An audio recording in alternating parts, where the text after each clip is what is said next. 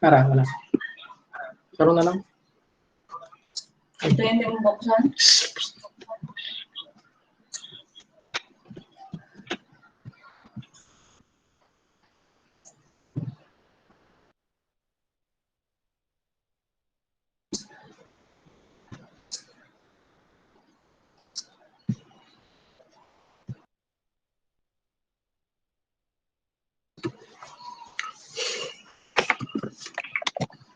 Okay, again, classmates, sorry for the technical interruption due to the restrictions of the DepEd email we used for the Google Classroom. So may mga restrictions naman siya according kay Sir Rex. Sir Rex, thank you so much. Kay dapat ang personal Gmail na lang kay kung DepEd may mga restrictions siya, hindi siya makadali-dali. Only those nga may DepEd email ang maka-access right away. So again, classmates, thank you so much for the help, and sorry for the delay and the technical problems nga na encounter natin today.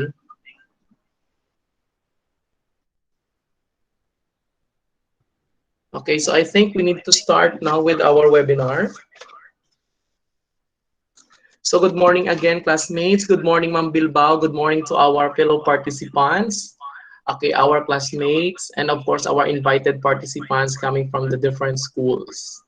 So again, good morning. Today, December 28, 2020, is one of the most important days in our course, CDV 602 Seminar in Pedagogy for Educational Content.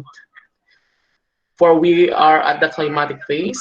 We are a culmination of what we have and what we are learning and put into practice through holding this webinar. With this, I welcome you all, and you'll learn from us and be updated of the educational practices seem to be promising during this time of pandemic. So as we continue to encounter the issues brought by the pandemic, we need to address the challenges in the basic education and in tertiary level through different modalities. Promising practices devised to its commitment in ensuring the health, safety, and well-being of our learners, teachers, and personnel in the time of pandemic. With this webinar, we can share the promising practices of our schools or our district of the various adaptation of the learning delivery options. So again, welcome and good morning.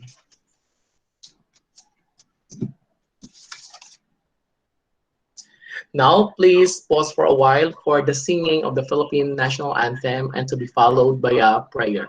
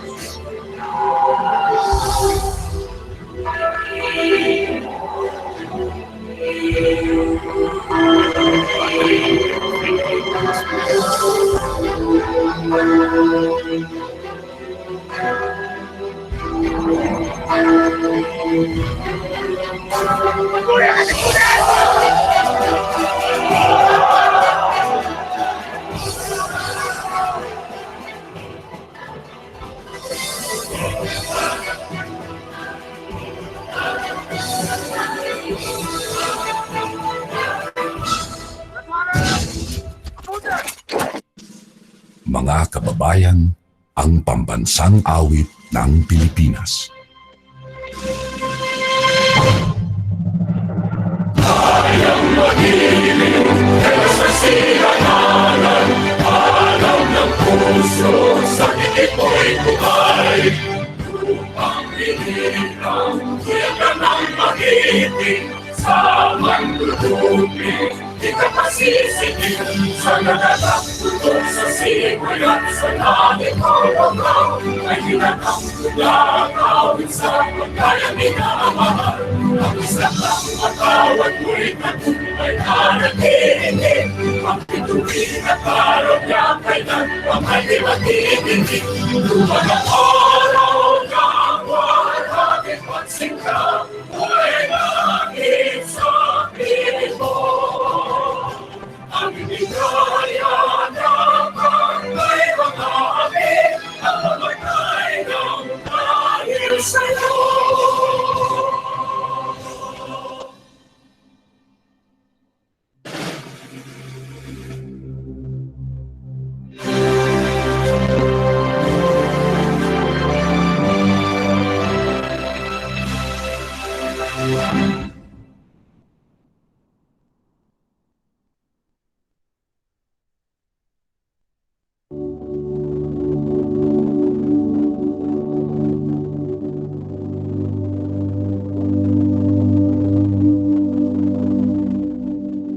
Our ever-loving Father, the core of every reason, the source of truth.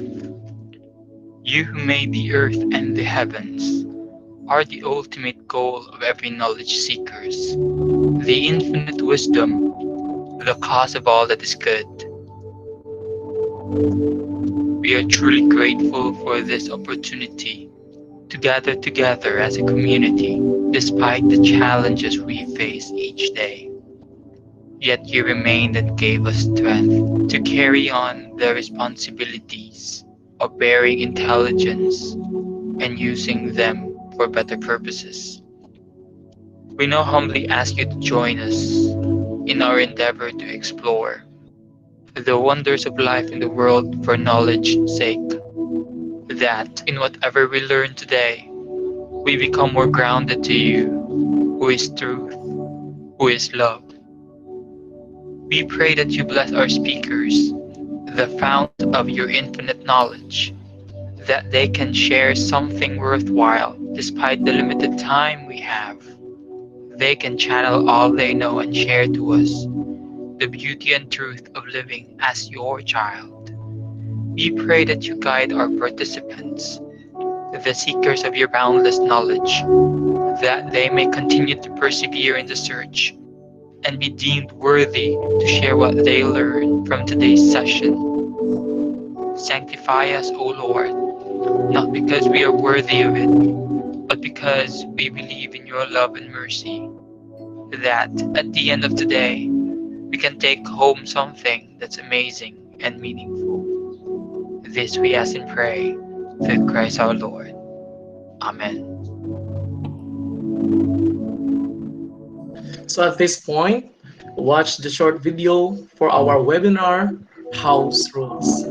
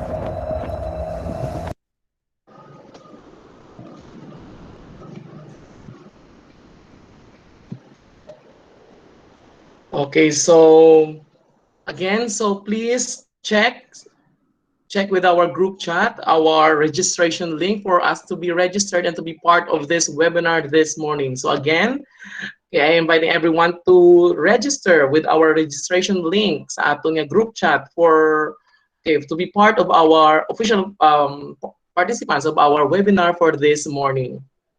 So those are the basic rules that we have to observe during this webinar. Just to add, questions for the speakers will be entertained later for our open forum. So if you have any question with our speakers, so reserve your questions later. Just put it, just write in a piece of paper, or you can drop your questions and queries to our chat box over this Google Meet. Okay, so directly to our organizers later. And if you have any questions later, just raise okay, your hand so that you will be entertained for our open forum.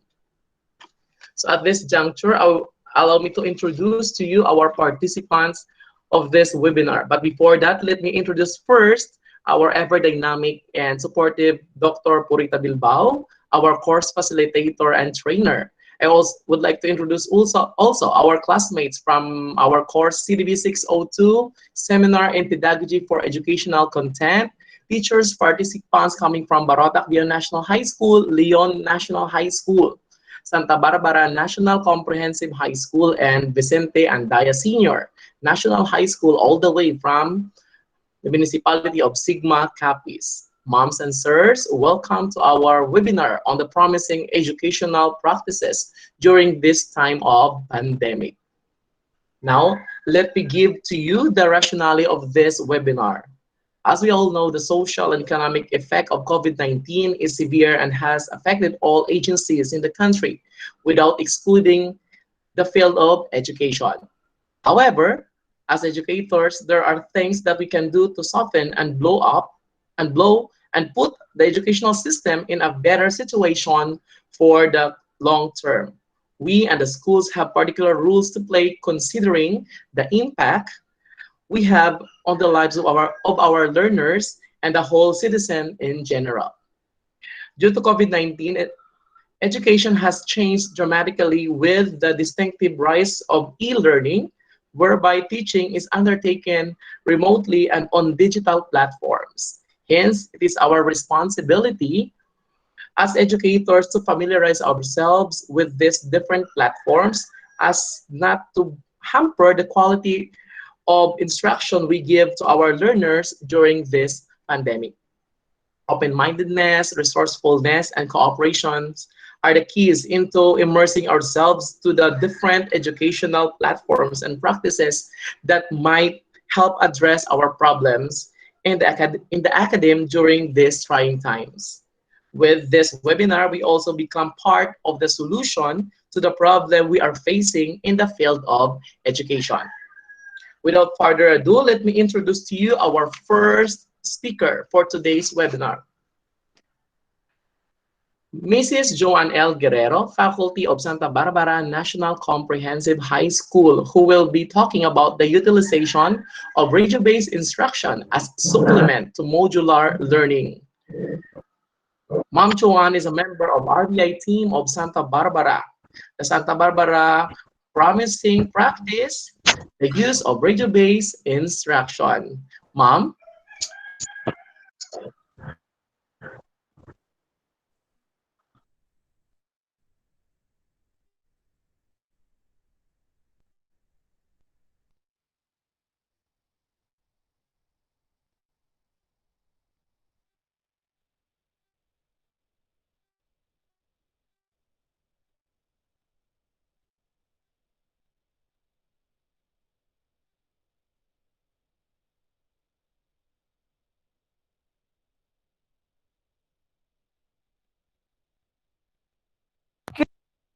Good day, everyone. So I am here to inform you regarding the utilization of radio-based instruction as supplement to modular learning, which is widely used in the Department of Education during these times of pandemic. I hope that after this short talk of mine, you will be oriented of what really is the radio-based instruction, who are the people involved in the process, and what are the ways in the implementation of this particular learning modality. So to start, allow me to give you a short introduction of the basis on how or why this radio-based instruction is being utilized, especially in Santa Barbara National Comprehensive High School and in general in the division of Iloilo. So I think everybody is familiar with the DepEd Order number 12, 2020, which states that adoption of basic education learning continuity plan for the school year 2020-2021. So this particular DepEd order is issued or developed as an intervention to education during these times of pandemic. So this will help ensure that learning is having its continuity without taking into account for granted the safety and the welfare of the heart of the educational process, who are our learners, of course, the teachers, the DepEd personnel, and other stakeholders. So this DepEd order has actually several principles, such as equity and education, ensuring continuity of learning, training of school leaders, parents, and guardians orientation, and the alignment of materials and deployment of multiple learning delivery, which introduces us now to the radio-based instruction. So in response to this DepEd order, the division of Iloilo came up with Division Memorandum number 99 series of 2020.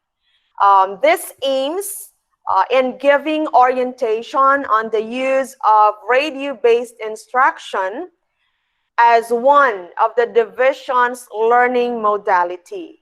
So this particular memorandum came up with a webinar which was held last June 22 to 24, 2020.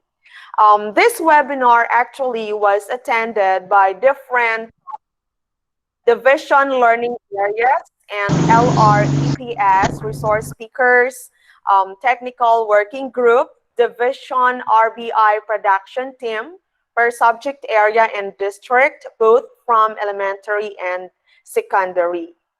So this now gives introduction of radio-based instruction in the division of Iloilo. Now, what really is radio-based instruction? So when we speak of radio-based instruction, it is a kind of distance learning modality which utilizes local, community, and other modes of broadcast, whereby the core learning or the core learning modules are transformed into radio scripts which are produced for public broadcast. So when we speak of distance learning, actually we have modular learning, which is the main delivery modality in the Department of Education. At the same time, we also have the TV-based instruction and this radio-based instruction. This radio-based instruction is used as an aid or a supplement to the modular learning. This gives voice now to the text which are being read by our learners. And why? Why do you think this RBI is supposed to be or is utilized? What are the reasons behind? Okay, actually we only have two major reasons. First is to widen the access of learners in terms of having or achieving learning in the field. We all know that Filipino learners, especially learners in our places, has difficulty having connection or accessibility in terms of internet connection. So with the use of radio broadcast, somehow the access of the learners to learning materials is made easy. Second is to lower technological divide. When we speak of technological divide, we are referring to gaps or problems in terms of the use of technology. So with the use of radio-based instruction, learners are given the chance to have access, or let's say to lower their problems in terms of the use of technology and learning. During these times of pandemic, we cannot really deny the fact that physical reporting in school is not allowed. It's part of the health standards made by our government. So we really have to make use of our technology and learning. And one of this is the utilization of radio-based instruction. Now, let's proceed on who are the people behind this radio-based instruction. So first, we have our host, or we otherwise call them our radio teacher. So these radio teachers are selected per subject area. Remember, we cannot teach what we do not know. So we need mastery of our subject matter in order for us to give better and quality learning or instruction to our learners. So we must be a master of our own field for us to become this radio teacher. Another character in the field of radio-based instruction are the script writers. These are the people behind the scenes. They are the ones writing down the speeches of this radio teacher. However, they have the most work in here. Actually, almost 70% of the radio-based instruction. They have to be present before the broadcasting because they have to make the speeches of these radio teachers. After that, they have to be present during the broadcasting to check some of the text and the content that the radio teacher is talking. And after the radio broadcast, they still have to be there for feedbacking. So they have a great role actually in the radio-based instruction learning modality. Aside from script writers, of course, we should not forget our production team in the field of technicals. We call them as our technical officials. So these peoples are there for the recordings of the audio clips. They are there during the broadcasting processes because they have to give, or let's say arrange the flow of the broadcast. Aside from our technical officials, of course, we shouldn't forget our quality assurance team. So these are made of our subject or area coordinators. They are the one checking, evaluating the scripts, the audio clips, the broadcasting in general. So in the radio-based instruction in Santa Barbara National Comprehensive High School, it is composed of the division team in the RBI, headed by Dr. Ruby Almenchon, Dr. Pingel, and the rest of other persons in charge in elementary and of course secondary RBI team. Now let's proceed to the process of the implementation of radio-based instruction. Radio-based instruction came up with several steps. So first is the selection of the RBI members. How are these members of the RBI being selected? So every school, both elementary and secondary, came up with RBI coordinators who are in charge of identifying who would be the qualified members of the team for the radio host, for the script writing, for the technicals, and of course, for the quality assurance. So once this selection of the members is approved, these members who were selected as part of the RBI team will now undergo trainings and seminars on the radio-based instruction. So during these trainings and seminars, each of them, depending on the role they have in the radio-based instruction, will be exposed or immersed to the task that they have to do in the field. So workshops are also given to ensure that they are doing the right thing for our learners. And once these people are already trained based from experience, now came the signing of the memorandum of agreement between the schools division of Iloilo and the LGU of Santa Barbara in our case. So after the signing of the memorandum of agreement, development of the different learning episodes and quality assurance of these learning episodes is being done. Now, if these learning episodes are done, the LGU, especially the radio station of the LGU, will now give time schedule or time slots for the airing of the learning episodes for each subject in the given respective time. So in our case, we have a schedule of 4 to 6 p.m. 4 to 5 is for the secondary learning episodes, while 5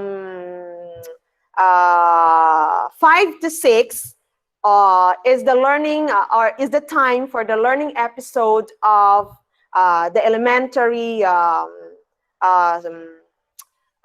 subjects. Okay, so now after the development of this time slot, of course, we have the broadcasting itself. Broadcasting, take note, or the RBI does not end in airing or broadcasting of these learning episodes. This must be, or this must have an impact on the learners. So since RBI is a replacement of the traditional face-to-face type of learning modality, TV host or the RBI team must make sure that the learning given to our learners is of quality. So the instruction must be given clearly without confusing the learner. That is why it undergoes quality assurance, not only on the scripts, not only on the modules, but also in radio broadcasting. We also have feedbacking.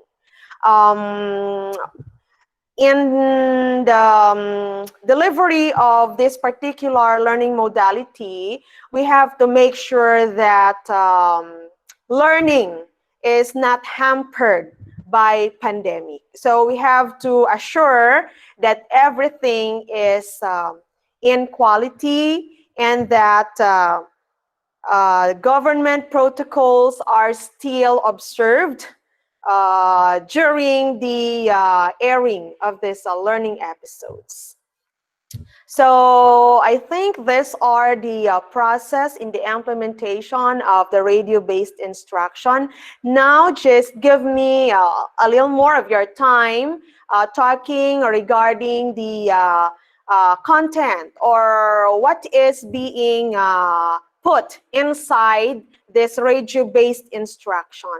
So we will focus more on script writing, which is the process of writing stories in a screenplay. However, in radio-based instruction, when we speak of script writing, this refers to the process of writing the learning episodes for every subject to be aired. It also has to follow certain principles, such as the use of simple and common words, informal, meaning person-to-person talk, use of simple declarative, or let's say repetition or repetitive words in order to give emphasis to the learners, and the use of concrete images to the script. So in writing the script for this radio-based instruction, it must be also based on the modules that the learners are holding. So while they are holding their modules, while referring themselves to the modules, they also have to listen, to make or to hear what they are saying. So here is the example of an RBI script with labels, labels of its parts. So first column, we have the time estimates. So time estimates give you the time limit for the speech of the radio host or the radio teacher.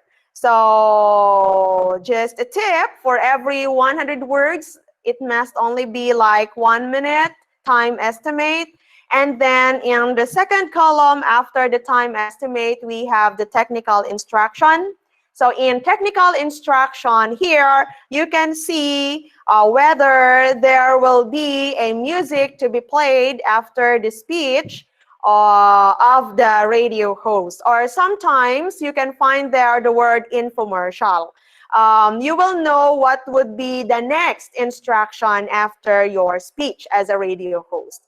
And in the third column, it's composed of two parts: the roles of the radio host and skills. Roles, because we cannot say that we will be having only one radio teacher. Sometimes we need 2 or 3.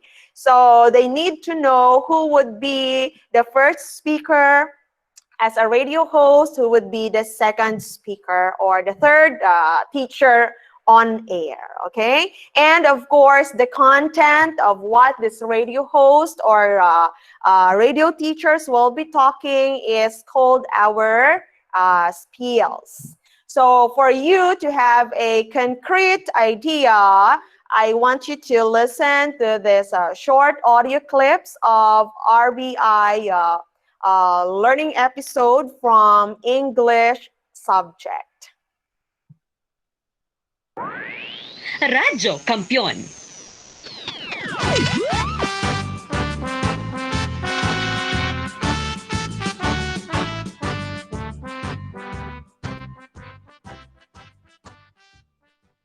RBI episode for Grade 8 English. Quarter 1, Week 3, Competency 1. Identify modal verbs, nouns, and adverbs. And use modal verbs, nouns, and adverbs appropriately.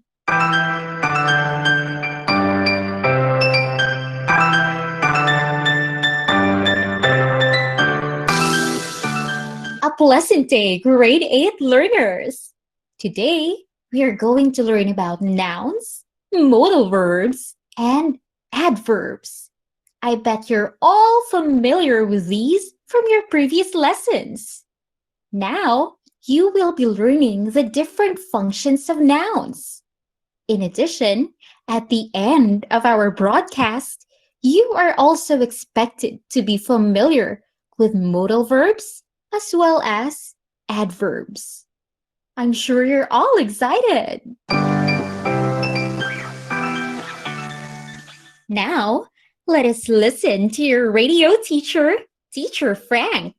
Let's get started.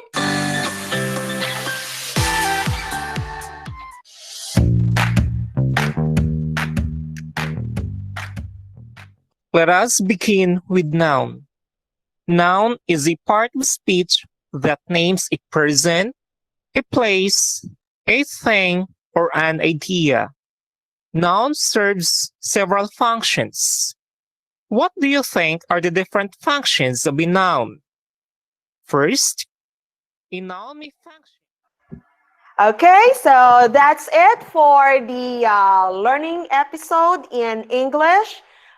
Thank you very much for listening. I hope that you were able to get an idea on what really RBI is, who are the people involved in the process, and what is the process of implementing this particular radio-based instruction.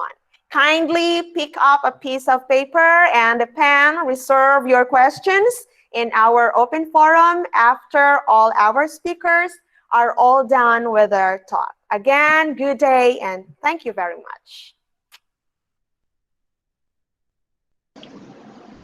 So again, thank you, Mom Joanne, for that impressive explanation on how it is done, your RBI in the school, and giving us information about how it is done to supplement the modular learning. So again, thank you so much, Radyo Campion of Santa Barbara, and of course, the Radyo Kahilwayan of Santa Barbara. Again, so this time, let's give the floor to another speaker, Marynille Joy de la Cruz. She will be discussing to us on how to engage students using online teaching tools in teaching language. Ma'am?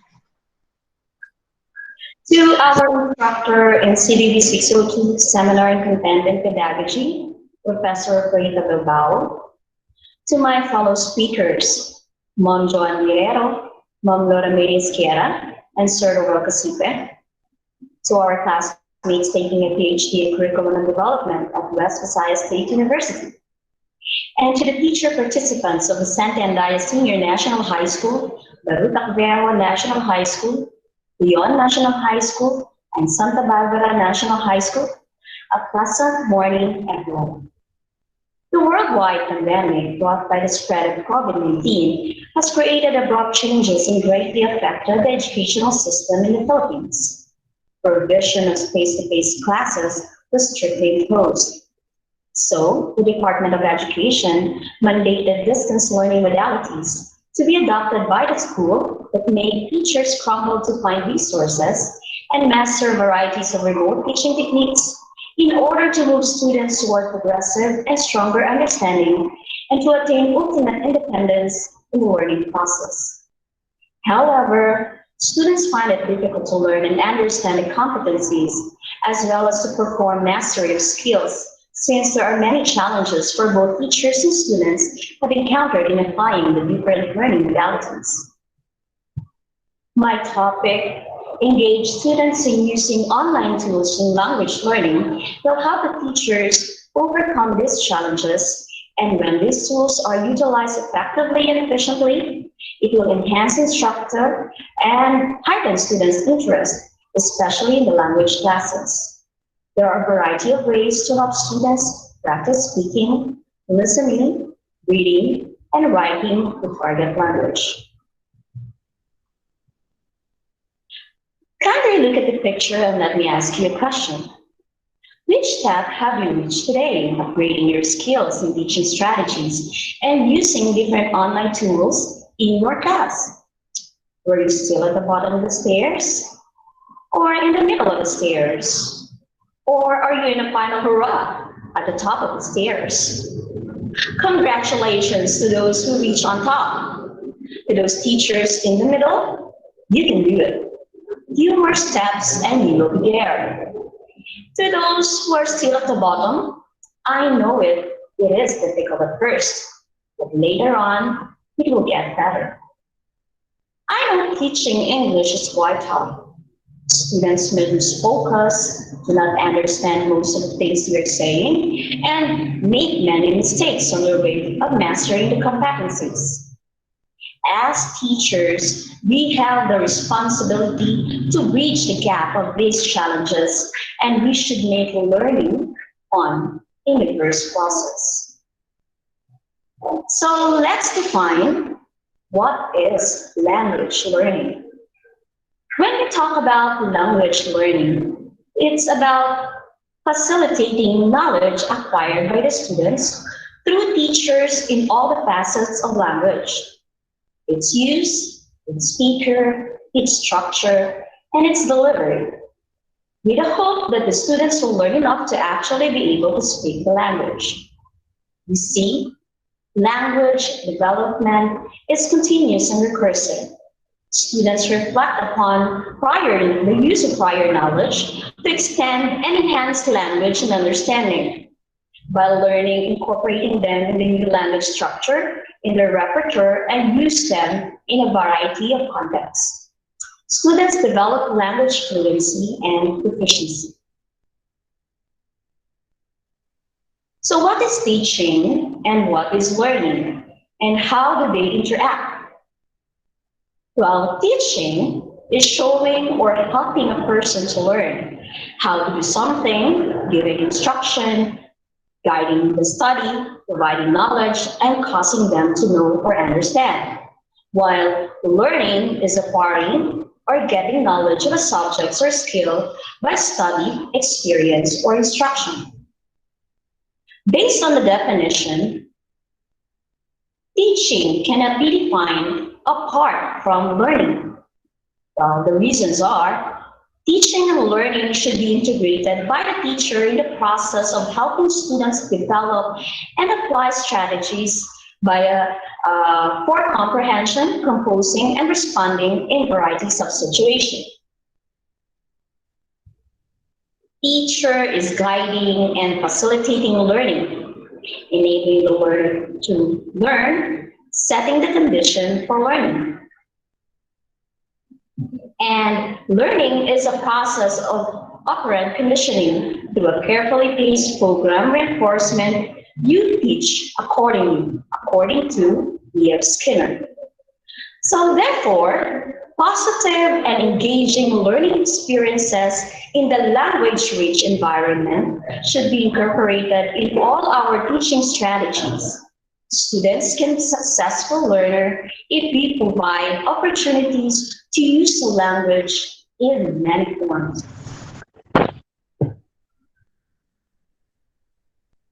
In this pandemic, I am sure many teachers have encountered numerous problems and concerns, especially during synchronous and asynchronous classes. So here are some of the examples of what teachers may think. What will we do if the school closes for months or years? How can we shift to online learning? What about the students who have no internet access?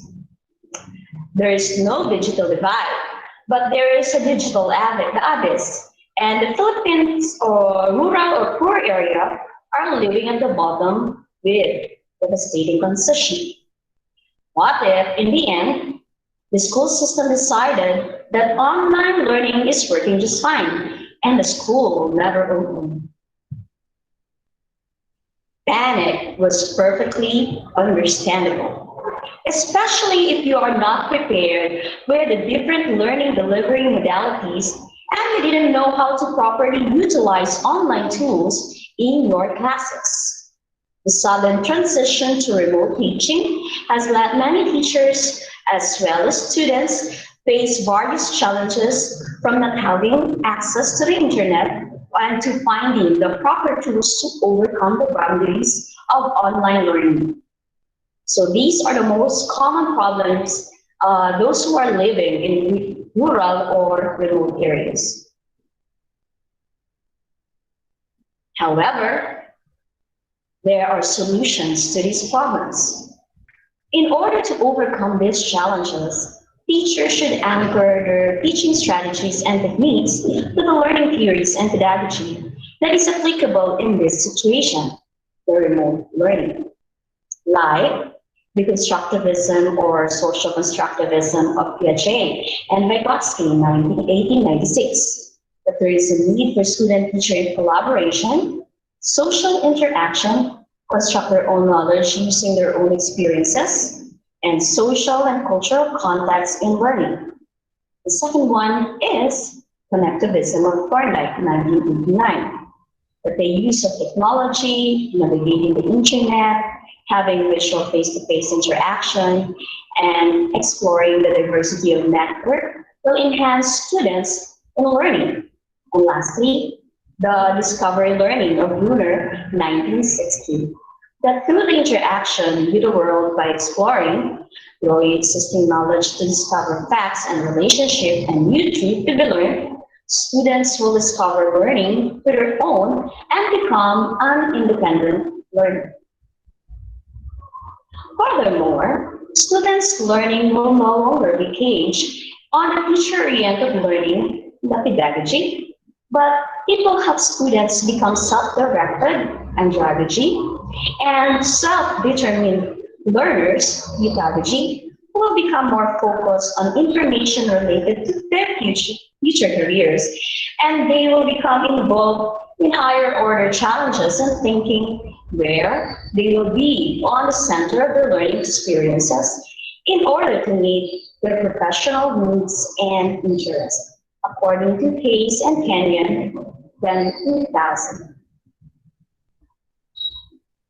So this is an example of a schematic diagram I made that represents how educational experience will be if a teacher will incorporate the different learning theories and pedagogy in their instructional plan. The learning will become technology-rich, will promote collaboration, have an active learning, exploration, and develop critical thinking.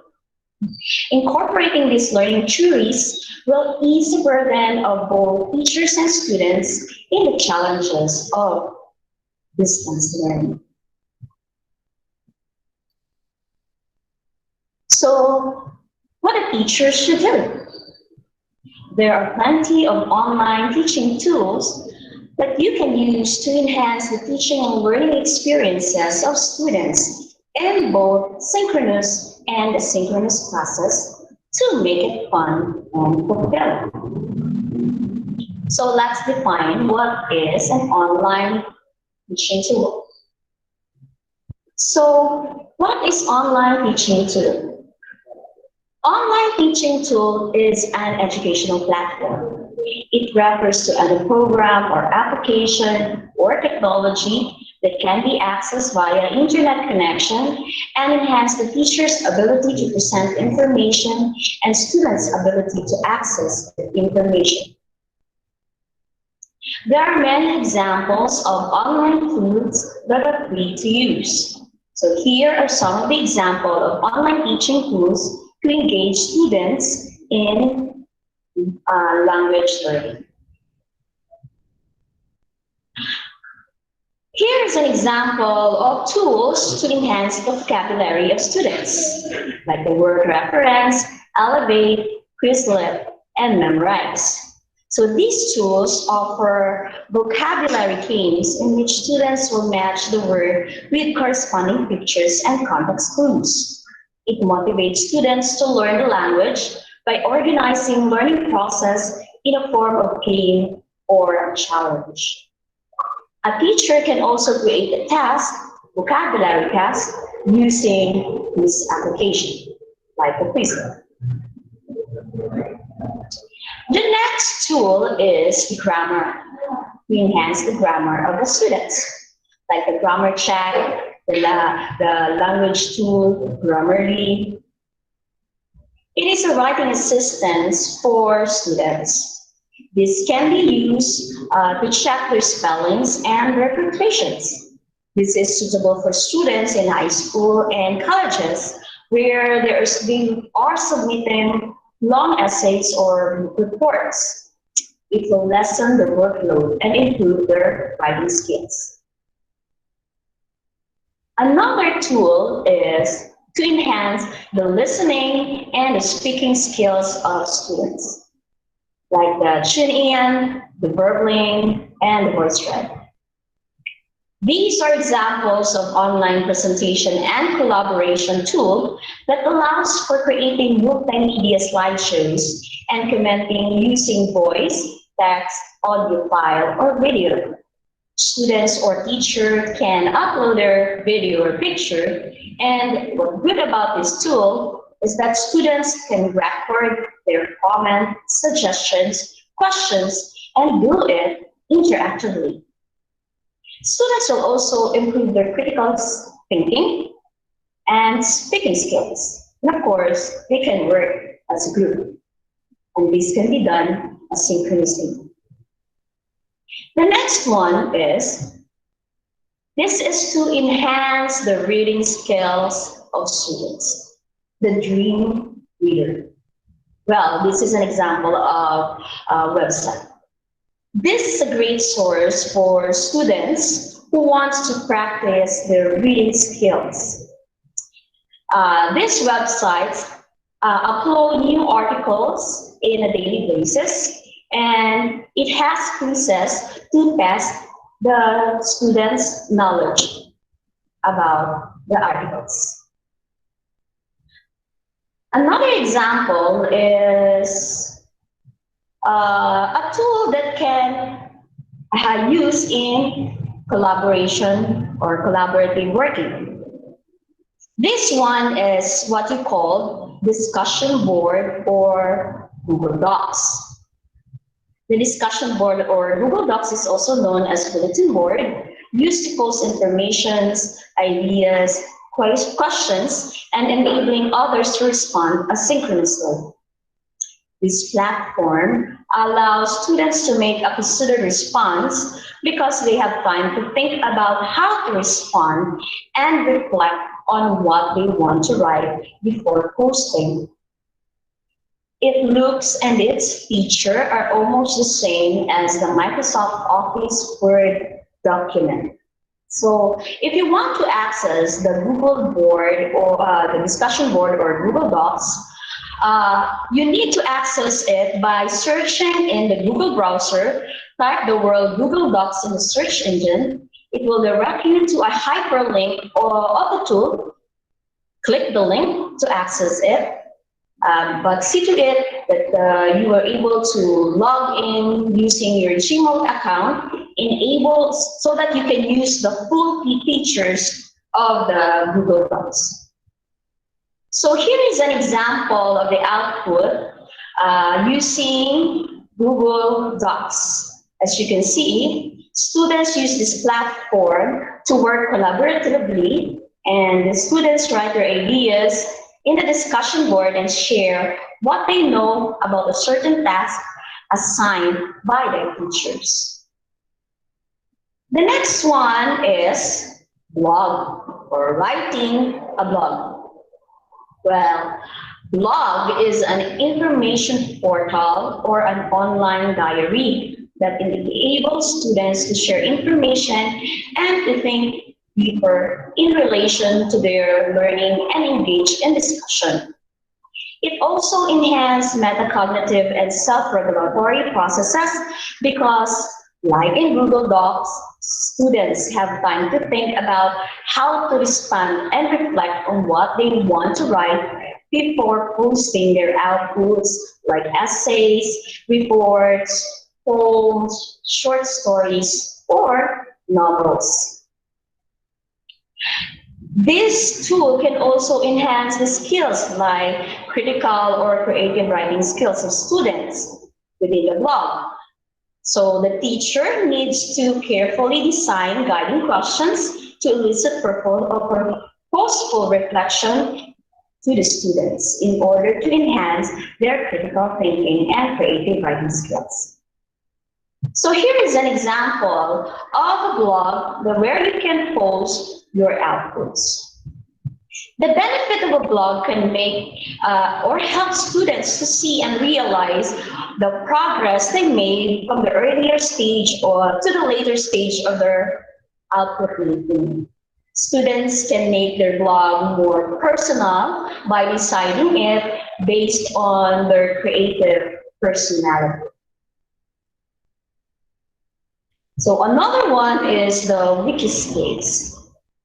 Well, Wikispace is an asynchronous tool that enables the creation, editing, linking websites, adding images and videos, and sharing it with other members of the wiki. Wikis are excellent format for group work. So in order to access the wiki space, there are at least two ways. So first is access the the wiki space in a Google search engine. Type in the word Wikipedia and then click enter, and you will find a hyperlink of the said tool.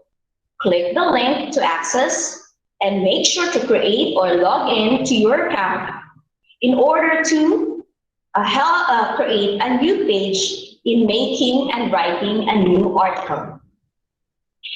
The second way to create an article in this tool is to find or locate a link that is, or a name or a place that is in color red. Click it and it will direct you to a place where you can begin to start writing the article. You will also see there the guide how to make an article, especially on how to post pictures, videos, and how to link websites and references. So here is an example of a tool for recording and editing videos, pictures, and sometimes making animated video presentations. So examples are Vicaro, Almoto, Audacity, and Proton. So in my personal preference is using Proton because this tool has plenty of animated pictures, fonts, or graphics to choose from in creating video presentation. And it is easy to use. It uses a drag and drop method. You can also layer it with background music and record a voice prompt. All you need is creativity in designing your animated video presentation. So there are actually some students are using some other tools like Filmora Go, Master, Power Director, WavePad, and of course the built-in Power Director editor found in your computer and of course the laptop. The next one is Canva or Pictochart. So it is a platform that uses same drag and drop format. It provides access to 1 million photographs, graphics, fonts that makes learning and communication easy and fun. It is for brainstorming, making worksheet, and presentation of posters.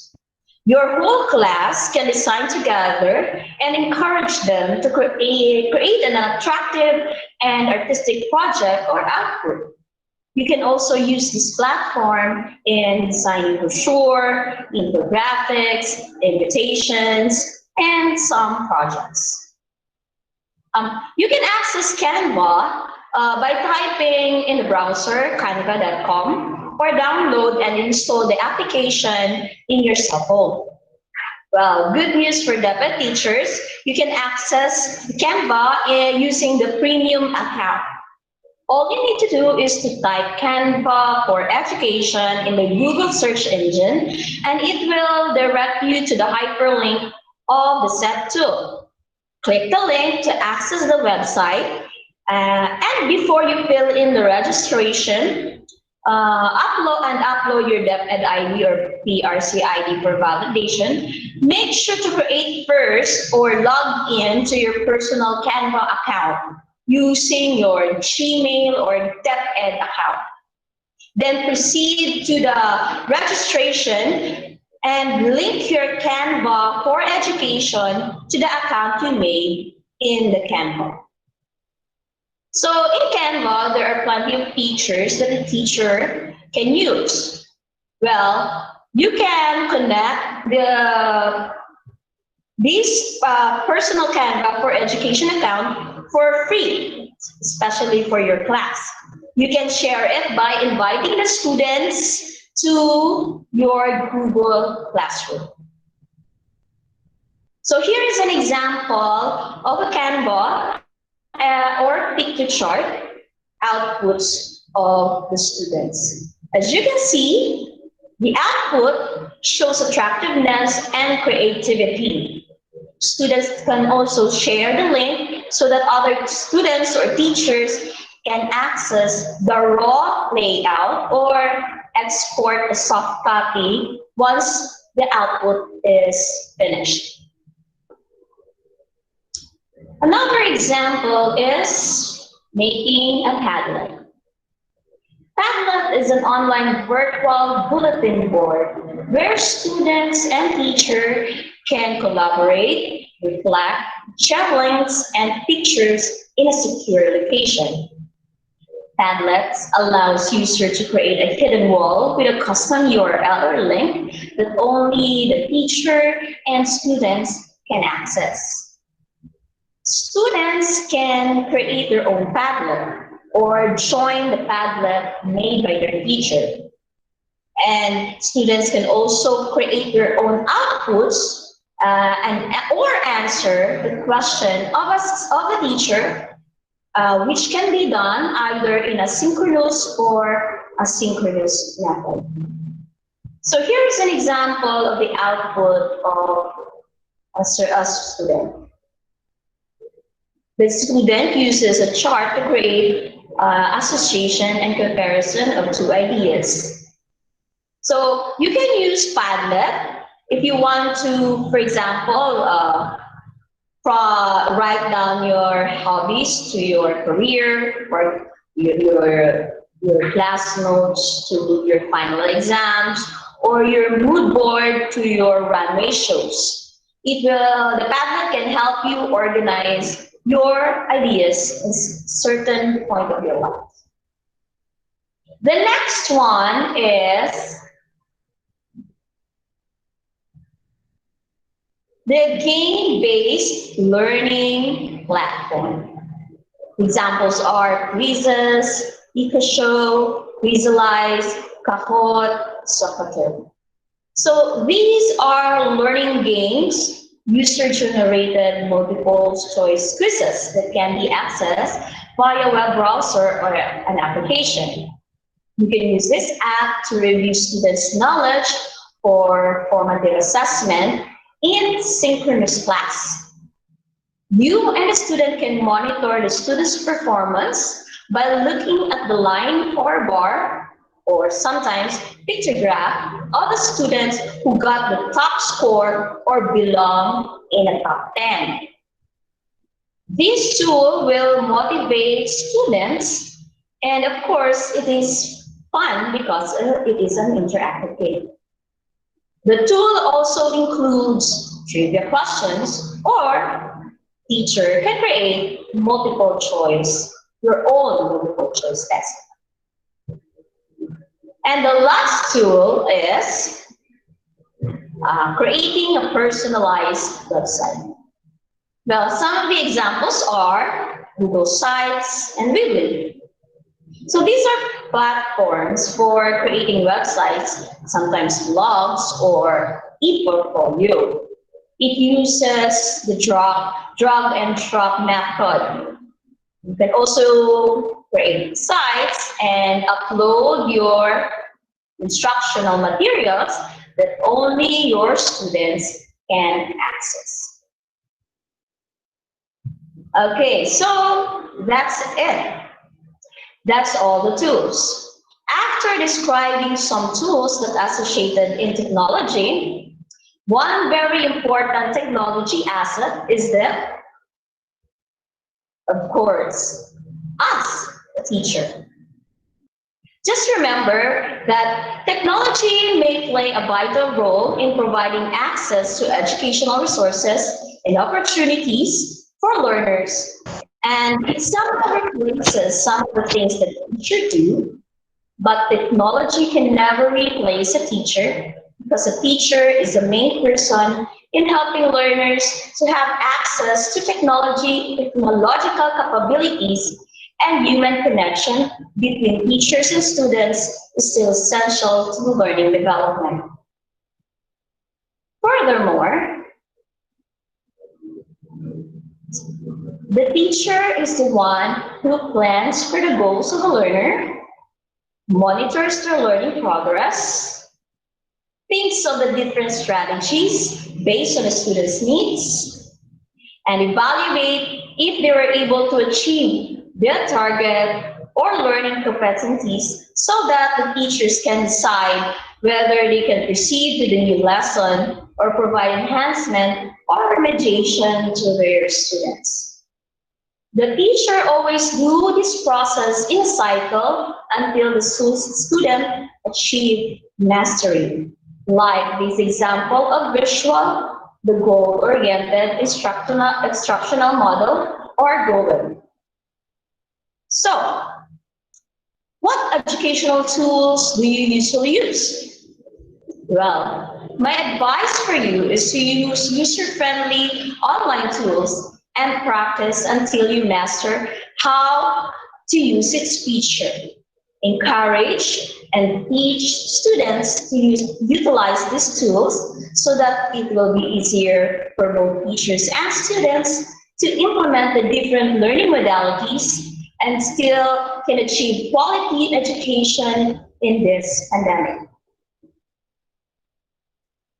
Just remember, online educational tool is a partner to the facilitating, teaching, and learning development of students. Let me end my session with a quote of Anders Ericsson. Learning isn't a way of reaching one's potential, but rather a way of developing it. This means that learning is not easy. You need to climb every steps of the stairs until you reach the top. Slowly but surely, for there is always room on top. Thank you for listening. May peace prevail on us. This is Marynille Joy D, Cruz, signing off.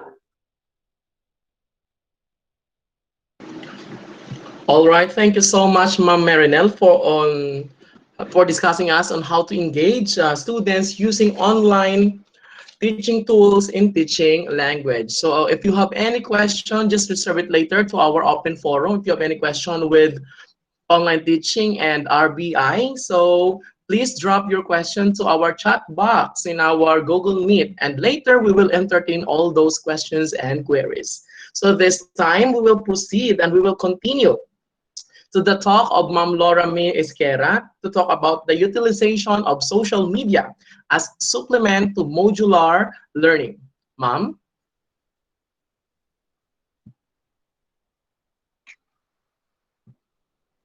Good day, everyone. I will be presenting my topic titled Utilization of Social Media as a Supplement to Modular Learning as one of the promising practices we can have in the time of the pandemic. COVID-19 pandemic brought many changes in our lives and lead us to find new ways of the didactic teaching. Social distancing has forced us to create new methods of learning. So the use of social media is pervasive. So it is not just a means to connect with others, engage with news content, share information, and provide entertainment. It is also a platform to learn. So social media is any digital tool that allows users to quickly create and share content with the public. So the use of social media in education has increased with learners and educators adopting these communication tools to facilitate learners and educators. So we have to facilitate practice, improvement, and knowledge translation. So while social media cannot replace traditional teaching, it can be used as a supplement tool to empower the student to get the skills they need to succeed. So such experiments were successful with Twitter, YouTube, and other platforms. So in recent times, COVID forced us to use distance learning using Zoom, Google Meet, Microsoft Teams, or similar platforms. So on the onset of the novel coronavirus disease, more commonly known as COVID-19, it has drastically changed the world. So with local businesses closed, public parks shut down, educational institutions closed, and social distancing enforced, daily life, as many have known it, has changed.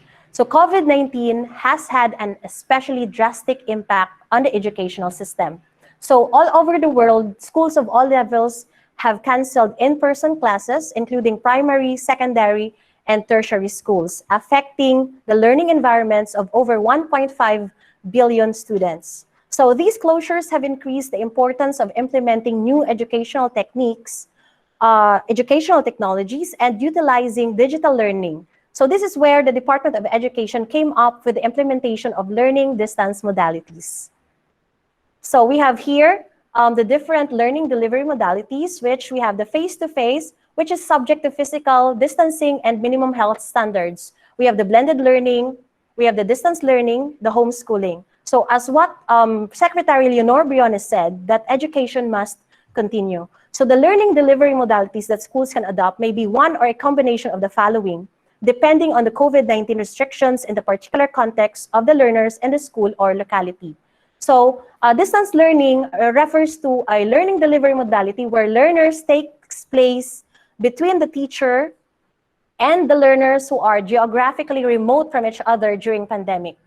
So this modality has three times. We have modular distance learning, we have online distance learning, and the TV radio-based instruction. So other suggested platforms, resource, or mechanisms were the following. So the use of this learning resource, we have materials, we have modules in multimedia in forms of slides, video, and audio files. So we also have digital packets, the use of e-learning materials, and the use of computer-based learning resources. So learners access electronic copies of learning materials on a computer, tablet, PC, or smartphone, CDs and DVDs, USB drive, and computer-based application can all be used to deliver learning materials, including offline ebooks. So these are now the qualities of modular learning. So modular learning involves individualized instruction that allows learners to use self-learning modules and in print or digital format, electronic copy, or whichever is applicable in the context of the learner. And other learning resources, like we have the learner's materials, textbooks, activity sheets, study guides, and other study materials. So according to DepEd, as reported in the Business Mirror dated July 31, 2020, data from learner enrollment in survey form show that 8.8 million parents preferred modular over the 3.9 million who voted for blended learning, which is a combination of different modalities, module, television, and radio, or radio with online. So parents who opted for online only numbered 3.8 million. So we have here a total of 1.4 million parents preferred educational television, while at least 900,000 chose radio-based instruction. Around 500 or 500,000 parents preferred other modalities.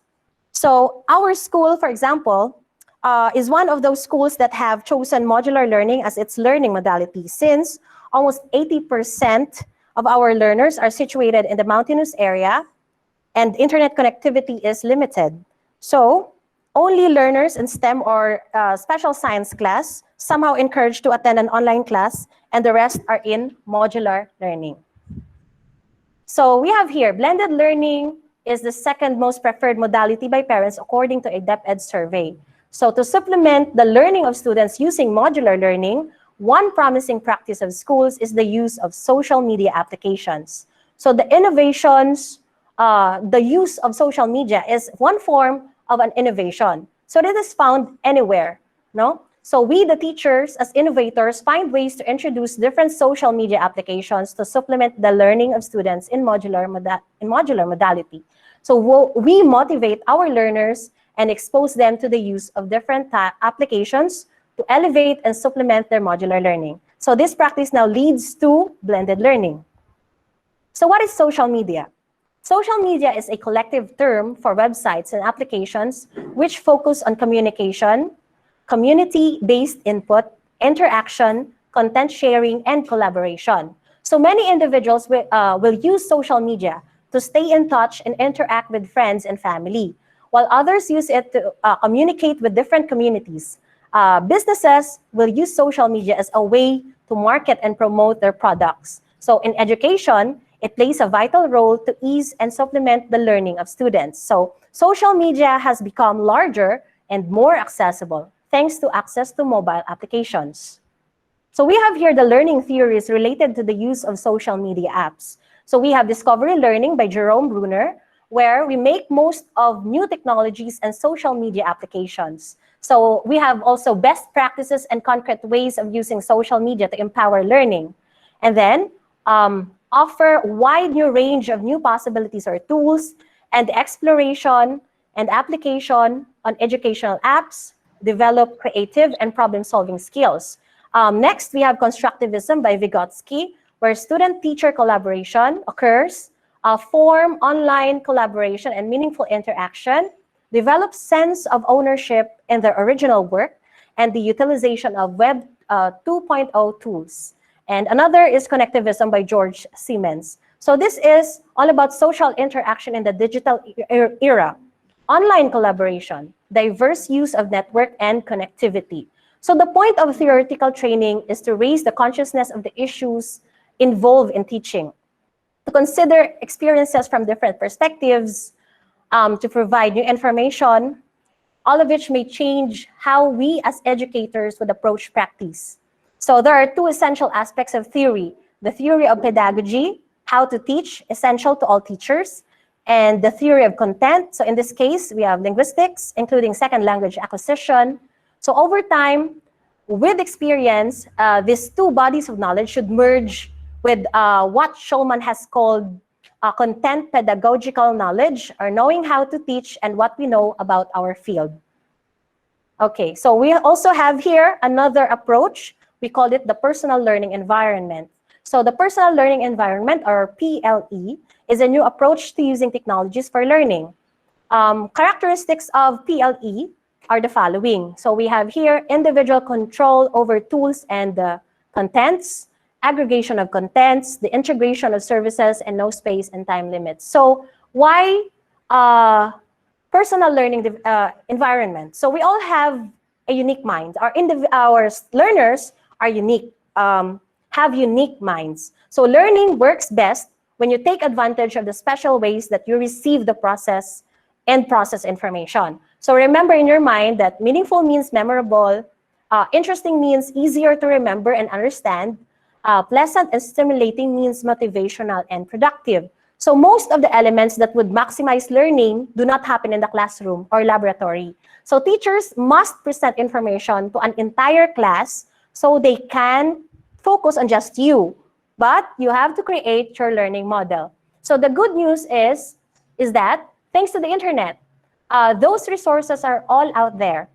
So there are fellow students, some of thousands of miles away, who would love to interact with you and work with you on topics of interest. So there are YouTube presentations on virtually any subjects. So a Twitter has hashtag labels that can connect you with people who want to talk about the same things you do, hundreds of people who will flock to an interesting website to provide you with vast amounts of free information about your subject of discussion. So with the click of a mouse or the top of your fingertip, it's all there.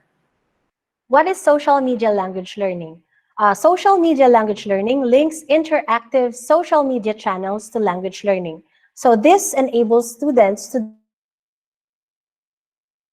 develop communication and language skills. So social media language learning, or SMLL, is a learning approach that concentrates on connecting interactive social media channels with language learners. So studies indicate that language learning is both inherently social and interactive. So this method facilitates learning.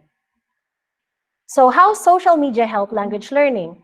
So social media provides the learner with the possibility of participating in actual, real-time, relevant conversations taking place online and practicing the target language with or without the help of an experienced teacher by his or her side.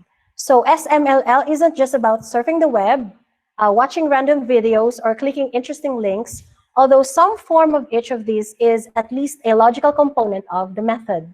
So what matters isn't whether or not you click, surf, and browse, but rather what you're interacting with.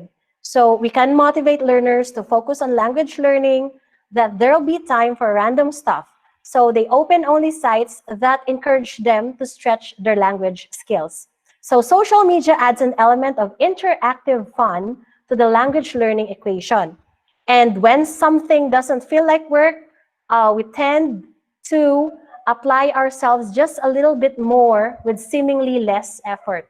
So the social aspect also allows learners to connect to others as well as native speakers. And think about it, they can do this without ever leaving their home. So the 3 tenets of social media language. So here, the importance of live and actual communication in the target through interaction and updated content comprehension and production based on social media channels. So students' personal experience and interests play a defining role in learning. So enabling relevant usage of language during and between classes with the active participation of teachers and the virtual community. So fostering of social media communication skill at the same time as language learning is taking place in terms of editing, strategy, conceptualization, insight, etc. So how social media supplements modular learning? So we use social media as a supplement to modular learning because it is inexpensive, easy, accessible, and a rather simple educational supplement. So Education Secretary Lenore Briones hopes schools will eventually reduce dependence on modular learning and gradually shift online. So citing its expensive cost and the negative impact on the environment, dependence on modular learning has implications because we might cut down all the trees so we could produce learning modules. So the demand for paper is high. So there would be a big effect on the environment. So the use of social media is a flexible platform that facilitates a brief or extended educational experience. So depending on the level of engagement, these teaching interactions happen throughout the day, including outside of regular teaching sessions, such as morning reports, conferences, or meetings. So active participation, such as commenting on posts or starting conversations, strengthen the learning potential. So here are now the social media apps for educational purposes. Let's look at places to find communities of like-minded language learners. So here's a look at social media apps for educational purposes that can supplement modular learning. So first is we have the Facebook. Here, users can share text posts, link images and videos with their Facebook friends. So they can follow famous people and pages and react to people's posts on the platform. So Facebook is currently the largest social media site in the world with 2.6 billion monthly active users as of 2020. It's safe to say that nearly every social media user is on Facebook. So it allows language barriers to be broken down. So according to Social Networking in Education, Wiki Facebook allows users to choose a primary display language for their account. So for many of us, the biggest social media hotspot is Facebook.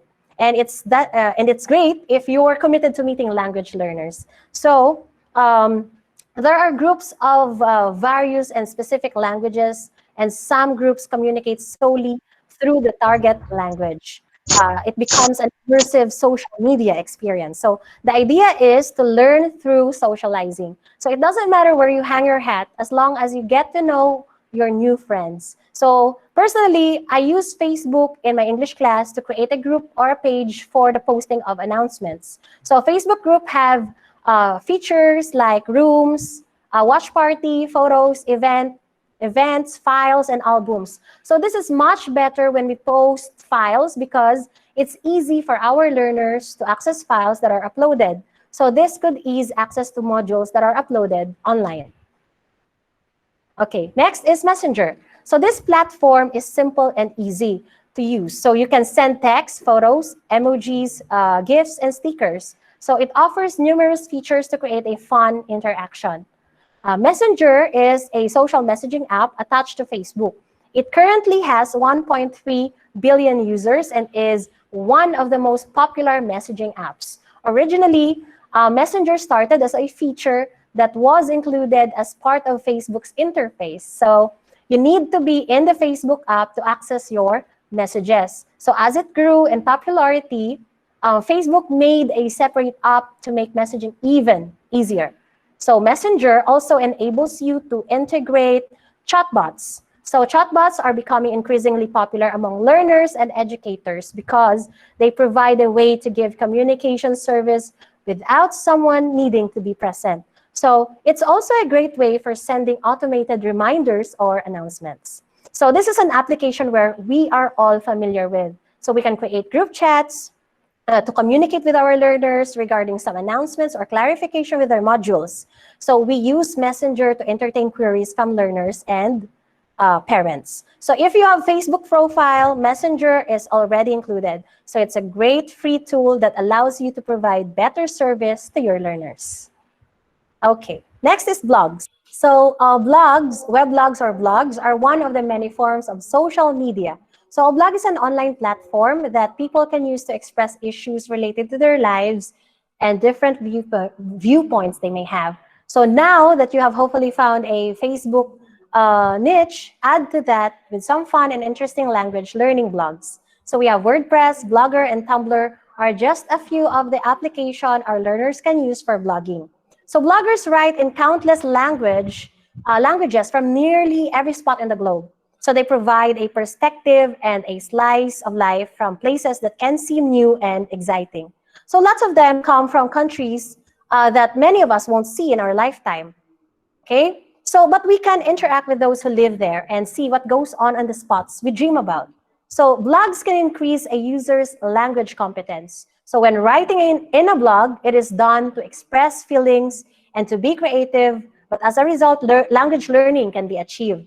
So users can join communities and participate in cultural dialogues to expand their knowledge. So blogs can be useful in terms of writing reflections, reactions, or even a platform for a critic paper, which is applicable in some subject areas that requires critic papers. So one example can be in an English for academic and professional purposes subject in a senior high school, where learners are expected to write a critique or reaction paper.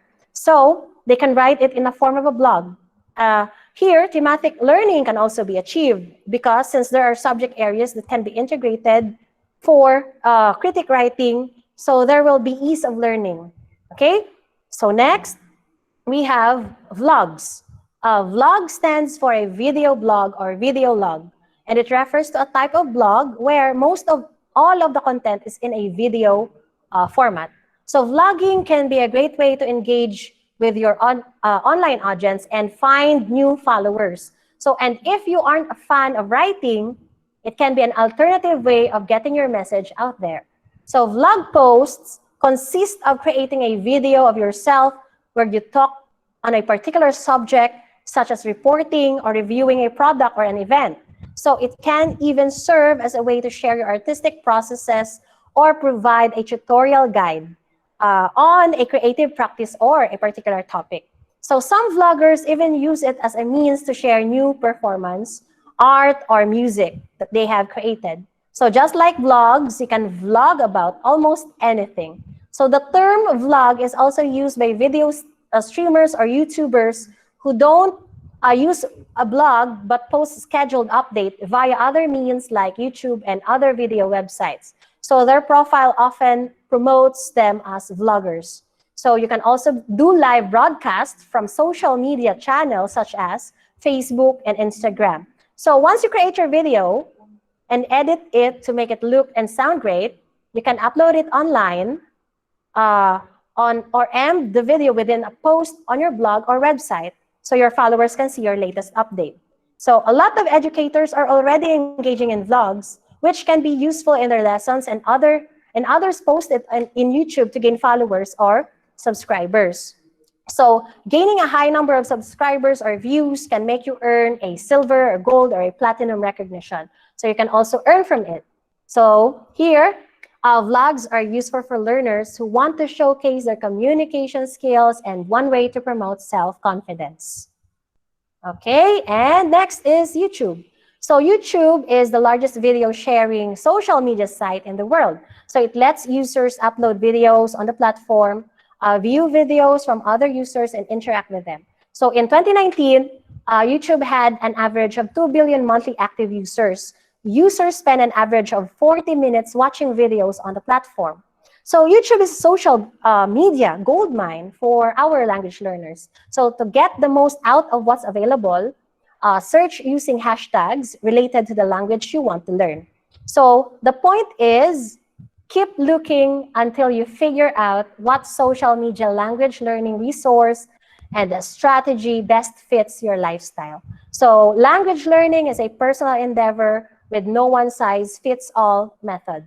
So DepEd has also launched its DepEd TV official on YouTube and utilized this platform for learners to view educational topics. So these videos can be shared in other social media apps like Facebook and Messenger.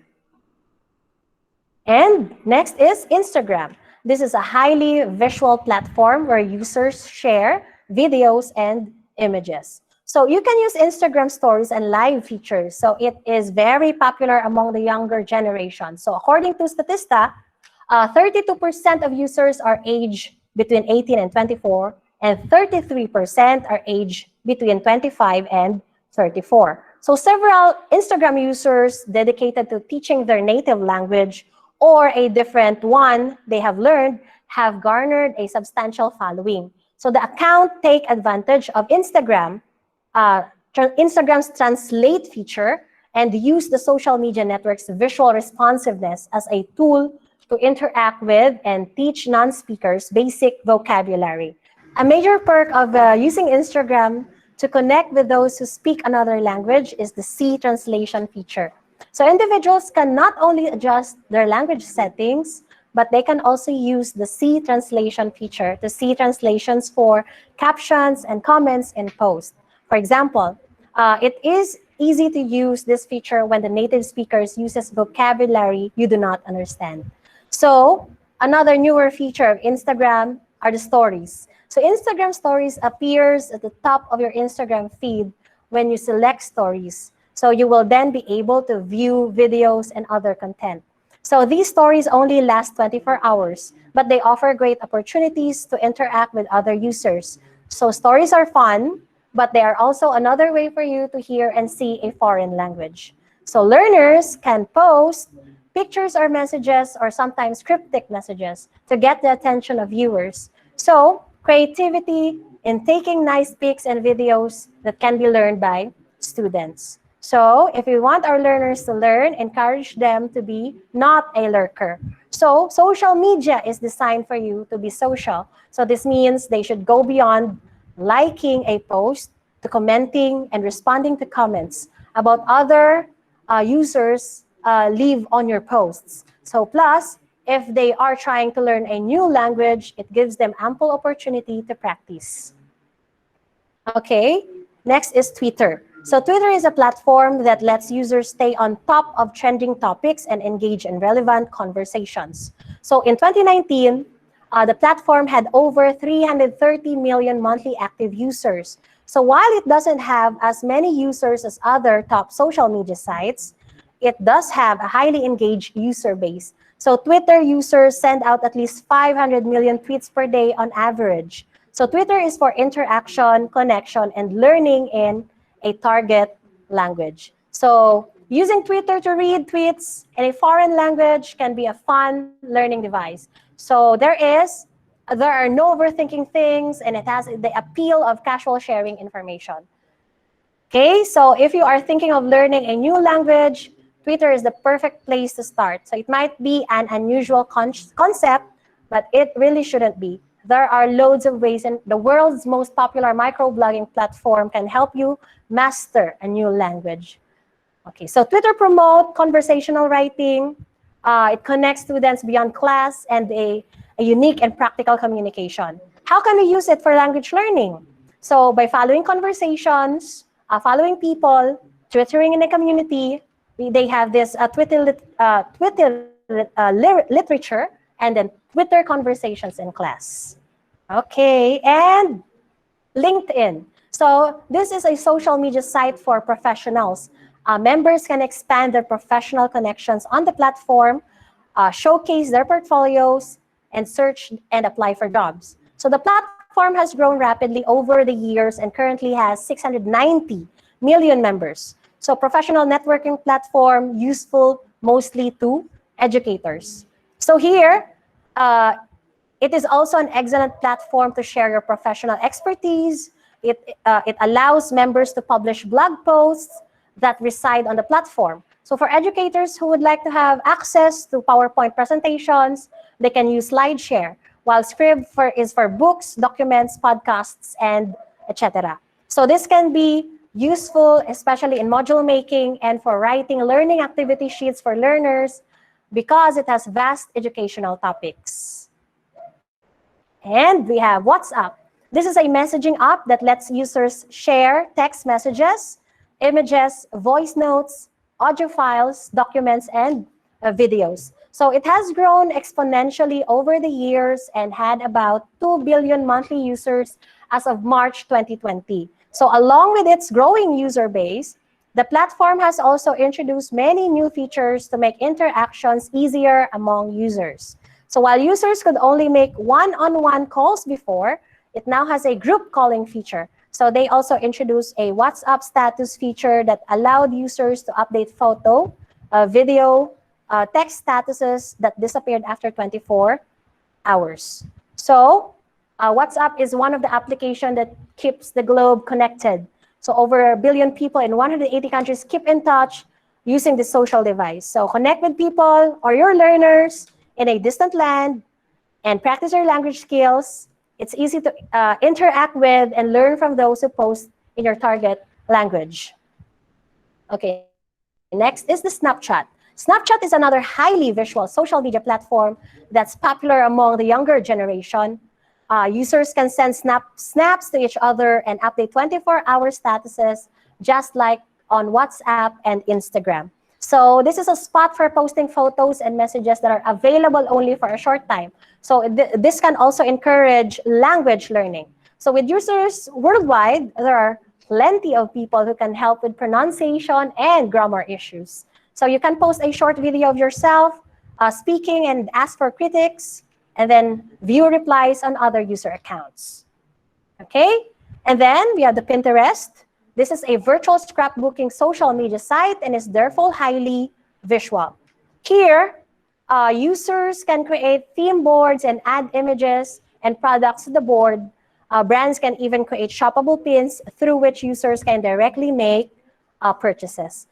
So Pinterest is good for creative team brainstorming, research projects, group projects, digital student portfolios, teaching self-reliance. We have peer feedbacking.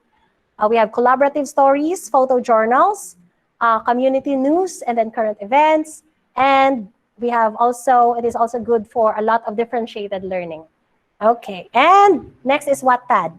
This is a social media community of readers and writers. So the platform sees a ton of user-generated stories across various genres, including fiction, poetry, humor, and even fan fiction. So it currently has about 70 million readers worldwide. There's a ton of content on Wattpad, and not all of it is good. So in fact, some of it is inappropriate for classroom use. So take a look before you dive into figure out a workflow that's best for your classroom and your students. So this will likely mean that you'll have learners post directly to the site, then have their classmates link to their stories. So consider helping this along with a list of links from your class websites or blog. So you might also experiment with a library feature to create a reading list of your students' stories. So encourage students to visit this list instead of roaming freely across the site. So here, of course, I am using this platform for my creative writing class, where learners write their original stories and share this on Wattpad. So this is likely best used as a tool to help your students practice and study writing in depth. So talk about the brainstorming, writing, and editing processes and about why it's useful to get a feedback. So talk about giving and receiving feedback graciously and about how collaborative writing can help us all improve and grow. Also, if you have reluctant readers in your hands, consider exploring some of these stories on your own and sharing a few with your students. So if reading Harry Potter fanfic gets them reading, it might just be the gateway you need toward helping them build core literacy skills. Okay, and the last is the TikTok. So this is a short form video creation tool and a social media platform and is now one of the most popular apps with tweens and teens. So TikTok's videography features have inspired some innovative teachers to develop TikTok-based assignments so that these are shared within closed classroom groups. So students work individually or together to create content that demonstrates their understanding of concepts, so which promotes peer-to-peer teaching. So perhaps the most effective use of TikTok in the education arena is a teacher-made videos that students can watch again and again. So in the spirit of flipped classrooms, some teachers have created their clips to explain complex concepts or share detailed assignment instructions. So this method benefits students as they don't have the distraction of trying to capture every word in their notes. Instead, they have unlimited access to a video version of the most important points. Okay, so what are other social media apps? So we have the Reddit, the Mix, the Tag, the DeviantArt, the Quora, Meetup, the Flickster, Goodreads, LiveJournal, SoundCloud, Flickr, Giphy, WeChat, Skype, Viber, Line, MySpace, Vimeo, and a lot more. So with nearly 3 billion people using social media, there is a vast range of applications to appeal to everybody. Okay, next. Use social media to your advantage. So you've made connections and interactions and have improved language learning. So, but the question remains, how do you make social media a top tool in your language learning arsenal? So it's not always easy. But just remember, you probably won't ever see these people in real life. And anyway, they're probably too busy to worry if you make a mistake because they're too concerned about the impression they're making. So just join conversations and participate. So second is you need to ask questions and don't be afraid to make mistakes. So everybody's learning together. And at one time, the person who's helping correct your mistakes also made a similar mistake. So don't forget that and just enjoy the social aspect of sharing a language. And next is follow any accounts that facilitate learning. So, of course, some spots don't encourage participation, but that doesn't mean that they aren't useful. So you can still drink up the content, learn about the culture, or simply glean insights by watching what native speakers do and say. So there's a lot to be said for observation. In conclusion, social media has changed the way we interact with each other. So from sharing our thoughts and photos to creating a group page on Facebook and classroom group on Messenger application. So social media applications have enabled students to communicate with larger number of people all over the world. So we all live busy lives, and it can be brutal to squeeze in time for language learning unless we use what we have at hand at our best advantage. So, and for most of us, social media platforms are almost constantly at hand. So reach out and touch someone, linguistically speaking, and learn while you're getting acquainted. So who knows, a social media learning experience might bring a new real-life friend into your life. So along with a trip to somewhere fun and exotic, perhaps, and what's not to love, okay? So social media and language learning seems like a match made in heaven. Okay, so here, social media uncovers that the students profoundly trust that online applications can help them practicing the skill of English language and an excellent supplementary tool for modular learning. So it is also a support idea that social media has developed learners' writing skill. And then learners get many benefits from those sites where they can practice listening, speaking, reading, and writing skills. So in this pandemic, distant learning is possible in many ways. Social media offers a powerful solution to the limitations of modular learning. So a dynamic and on-demand nature of social media can supplement the current education curriculum and can be an effective strategy for improving the quality of education. So, however, it requires active participation from the learners, the parents, the teachers, and administrators. So, online platforms became a necessity and used by schools, colleges, and almost all organizations for better communication with social distancing. So, it has filled the gap of in-person learning to some extent. Okay, social media is here to stay, so why not harness its power? So before I end, I would like to leave you with a quote from David Warlick. We need technology in every classroom and in every student and teacher's hand. So because it is the pen and paper of our time, and it is the lens through which we experience much of our world. So we must all willing to keep up with the future of technology, and willing to change our old mindset into an open one towards innovation. So thank you for your time and have a pleasant day, everyone.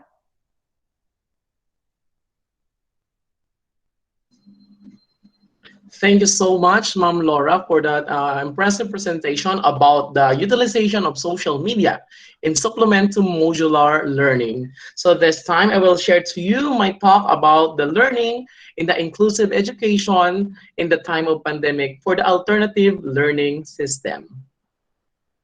So good noon once again, our viewers. So let's continue the discussion with the teaching in the inclusive education during the pandemic for the alternative learning system. So I will share with you the promising practices of the alternative learning system here in the district of Barotac, Viejo.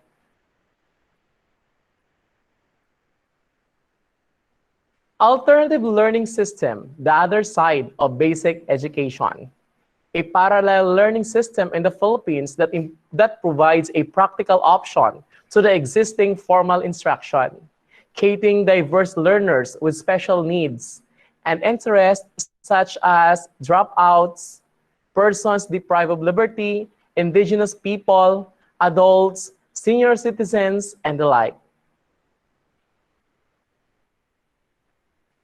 Major program being offered. The Basic Literacy Program, or BLP, that aimed at eradicating illiteracy. It also provides accreditation and equivalency program, or A&E, that provides a certification of learning for out-of-school children, youth, and adults. So this is the examination for the alternative learning system. And of course, aside from that, we have the informal education, or NFED, that creates opportunities for self-development through providing skills, training, and opportunities to our ALS learners. So not only for the classroom or for the teaching learning process, but of course, we provide technical skills and training opportunities to our ALS learners in the community, at the same time preparing them for the job work. So how we started the ALS in Barotac, Viejo. So the division of Iloilo assigned a mobile teacher to work with the district ALS coordinator in implementing the program. So the challenges in the first year of the implementation, so we faced lack of interest among Barotacnons, so no community learning centers available, no facilities and equipment available, limited instructional materials, insufficient funds to support the implementation. So with this, what we did was, we established a strong partnership with potential partners to support the program. Among these, of course, the local government unit of Barotac Viejo, the national agencies, from local to national, like the PNP, BGMP, Department of Agriculture, DSWD, and the like, to support the program. So the non-government organizations from local to international, just like the UNICEF and other international or non-government organizations, to support our program. And of course, big help, the private personalities that support hand in hand to establish those problems and needs that we are facing. in the first year of implementation. Of course, we have the curriculum analysis and review on how we will implement the entire program, because this is an alternative learning, not in the actual curriculum offered by the DepEd. We underwent teachers training and development. So we underwent certain seminars and workshops on how we will implement the program. And of course, to improve or to level up our practice for the alternative learning system, we did innovations, activities, and special projects. So let's have the ALS curriculum. Okay. We have the strand 1, focuses on communication skills, both in English and Filipino.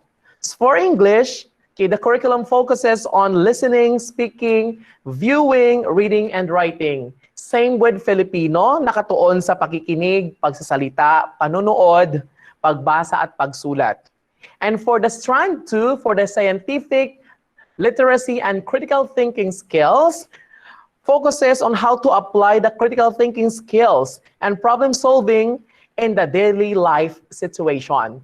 And for the strand 3, mathematical and problem solving skills, focuses on scientific literacy skills and numeracy, awareness of options, creativity, decision making, and logical reasoning. And for the learning strand 4, life and career skills, that focuses on the ability to earn a living, wage employment, self-employment, productivity, market situation, and improve economic status, poverty reduction. And for the strand 5, understanding the self and society, that focuses on one's self, personal changes, social and national transformation. And for the digital literacy, focuses on the digital concepts, operations, internet, digital system networks, use of ICT in daily life. And in the time of pandemic, okay, the management of the alternative learning system reshuffled the strand. So we started with the learning strand number 4, focuses on the life and career skills, because they can do it with minimal face-to-face basis, or they can work it at home, because of the topics here is very much practical for their daily living. And our ALS learners composed of out-of-school youth, medyo damo ini sila, out-of-school adults. So may mga parent or may mga adults pang wala pagid katapos ang eskwela, so we will help on this through the ALS program. Out-of-school children. So ang mga bata nga asa lang sa grade 1 or grade 2 lang ang natapos, and then they want to continue their education. Persons with disability. So because they shy to go to the regular school, they preferred to enroll in the alternative learning system. Another group of learners from the alternative learning system are the IPs. We have 6 IP communities here in Barotac, Viejo.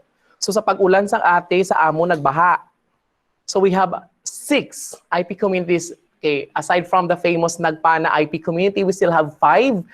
Okay, all the way from the Parplang Barangay and mountainous areas in the municipality. So we need to reach out them, and most especially the male ati, because commonly they want to have job. And mostly they don't go anymore to school for the secondary level.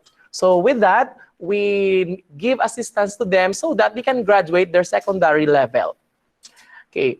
And then the persons deprived of liberty, or our BGMP inmates, because the BGMP of the 5th district is also here in Barotac, Viejo. We extend our help or our program, okay, to help our inmates inside the jail. So we still extend our programs there, and we conduct classes and all the programs and projects of the ALS. We also give to our dear inmates.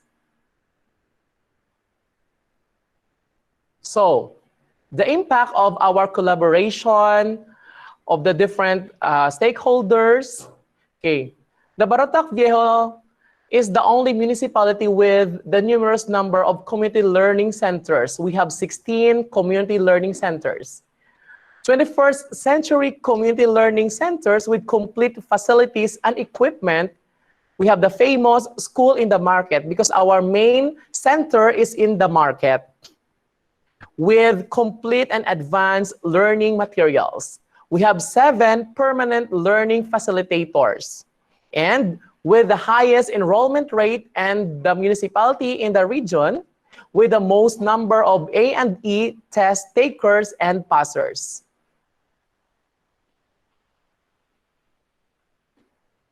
So, with an average of 94.16 passing rate in the 7 years of our implementation of the ALS programs. So here, okay, on the screen, okay, you can see our different community learning centers for the out-of-school youth, IPs, and for the BGMP, we have our separate community learning center inside the BGMP.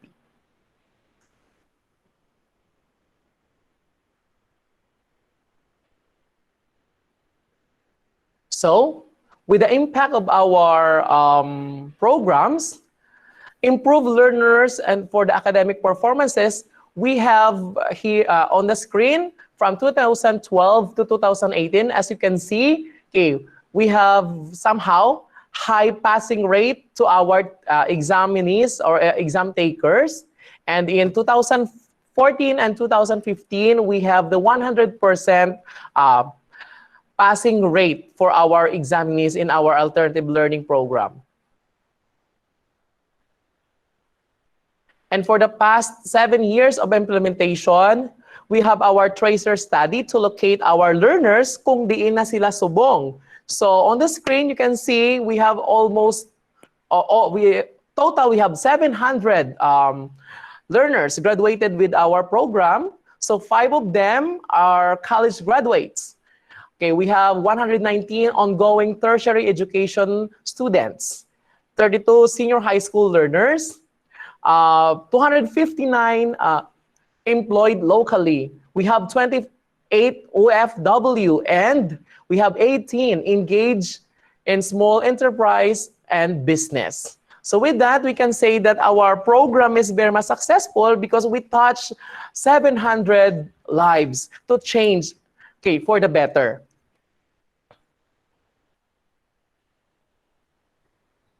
The secret of our program is through the special projects we implemented for the past years.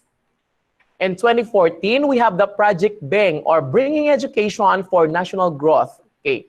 Our mayor that time is Mayor Bing Tupas. So this project is the creation of 21st century community learning centers with computer laboratory, library, audiovisual room, module-based instruction room, and documentation and exhibit area. Materials needed by the learners are free.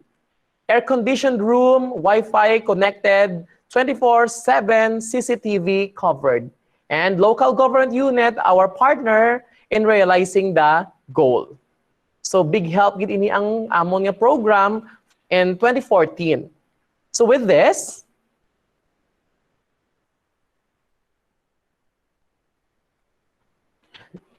the project brings increase in enrollment, learners active attend learning sessions, and A&E test passing rate improve. So no reasons the out-of-school children, youth, and adults will quit again from their studies. They also deserve the best that we can offer. Another special project, last 2017, we called it Project Excel Barangay, or Exercise Environmental Conservation Effort Leading to Sustainable Barangay. Spearheaded activities in protecting coastal areas. So not only for academic purposes, but of course, we extended our help, our leadership for the civic activities. So we have the series of coastal cleanup, planting of thousands of mangroves, livelihood training among mothers, most especially in the IPs and in the far-flung barangays. Intensive campaign to raise the awareness about the alternative learning system. Another special project last 2019, the Project Tabang, or the total action in bringing Ati community towards noble and worthy grounds. We build 6 balaysang kaalam in different Ati communities, bringing education closer to them and address the high rate of illiteracy. It's because kadamo gid sa mga IPs naton nga hindi pagid somehow matawag naton nga into education. So we reach out all those IP nga manging part sila sang aton nga educational system. So that's why we bring this bisan malutak, bisan challenging ang ilang nga mga lugar. So we try, of course, we try gid ang amon nga best to reach out sa ilang nga mga communities just to bring the best education that deserves for them. Nga hindi maguba ang ilang nga livelihood and somehow ma-educate sila in so many ways for the environment and for their social skills. Another part of this program is the advocate of care for health and sanitation to the Ati community to eradicate malnutrition. We build comfort rooms, okay, train them or somehow teach them on how to use the comfort rooms for them nga mangin clean kag sanitize ang ilang nga lugar, proper hand washing, and of course we extended feeding program for them kay may mga ara kita nga mga upo dito somehow mga ara gid sa category nga they need to have a feeding program. So with that, also, intensify the campaign for environmental protection in Ati's communities. Massive planting of trees was initiated. Kahit sila dira ang nag-i-start sa community, so we need to educate them the importance of planting trees, not to cut the trees, or how to sustain their livelihood without destroying the nature. So we conducted orientation to them, somehow symposium to them, the value of the nature, somehow wala na nila ginavalue because they are after of their job. Like for instance, panguling. So they are always after for that. So they don't think of the sustainability of this livelihood. So they just transfer kung maubos sa sininga area, they just transfer from one mountain to another area naman nga may massive pa ang trees. So in order for them to stay in that particular place, we orient them the importance of planting trees on how to sustain their livelihood. Since nga they decided to settle in that particular place and to have their job in that particular community. Open livelihood opportunities among Ati mothers. So they are famous for weaving nito. So for them to have a level up projects, we train them to come up with something unique designs for, of course, for this generation, not only for the basket and for the wallets, but of course, we improve the designs, introduce them the designs, the new designs, and then we will help them to market their products. And then initiated activities in preservation of their culture. So they have this Uli Tingog Festival at the end of every December. So all the Atis gather together for their celebration. With that, we support their program for the preservation of their culture. In that particular festival, among Atis, they eat again or cook again their traditional food. They sing again their traditional song, and then they dance. Okay. And of course, they drink somehow their traditional drinks. All part of their culture. So they forget the modern world, they go back for their origin. And of course, organize sports and recreational activities for the active participation among youth, most especially the Ati. They have also somehow sports fest. Okay, this community versus another IP community, for them to enjoy and to somehow engage in sports, because sports is not only for regular schooling, but of course, sports also is for IPs. Another special project is the Intensify Skills Training through Trabaho program, training for better access to job opportunities. So we enroll our learners in the different TESDA programs for them to have a national certificate that they can use for their future job. So not only for them to pass the equivalency exam, but of course, okay, prepare them for the job. And here we go. So those projects implemented prior to the pandemic, okay, we continue all those, okay, in this time of pandemic. So here we go. So the special programs of our alternative learning system during the pandemic. The Balaysang Kaalam, we converted it into Balaysang Kaalam Digital, wherein we provide limited face-to-face classes for our IPs because really, they need assistance at least once a week. So first, we educate them about the health protocols. Okay, we provide them the signages, the meaning of those signages, or how they can avoid, okay, the local transmission of the COVID-19. And then we employ technology-based instruction for us to have a somehow palayo-layo kami sa ila, close contact sa ila, we use the technology for our instruction. So we provided them the slides, the videos for us to have a limited contact with them or less talk to them. So of course, we apply the social distancing for them to nga hindi kami maglinat na in kaso, but of course, we always consider the advice of the DepEd if we can push through or the local COVID advisory of our municipality. So with that, nalipay gid ang mga IPs because may mga kuryente naman ang mga center sa Balaysang Kaalam, so we can utilize the technology-based instruction, okay, while answering their module. So those instruction may be in the form of video, in the form of PowerPoint presentation. So somehow it's new to them and then it adds to their interest in learning. And plus the fact that those areas very somehow low risk to be considered. Another special project during the pandemic, Kapwa Ko Guro Ko, a joint project of BGMP and Alternative Learning System. So we apply the modular distance learning to our inmates. And of course, we utilize the Kapwa Ko or the instructional managers. This is also inmate. So ang tudlo sa ilang kapwa nila inmates sa sulod, because prior to this, we trained them. Because we selected somehow mga okay kag naka-eskwela na nga mga inmates before, sadto say nga ara lang gid sila subong sa sulod.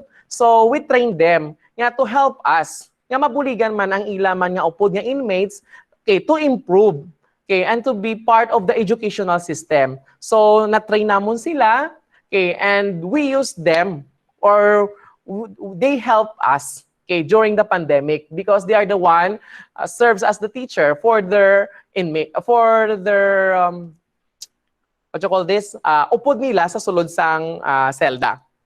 Okay, of course, with the supervision of the jail officers in charge of ALS.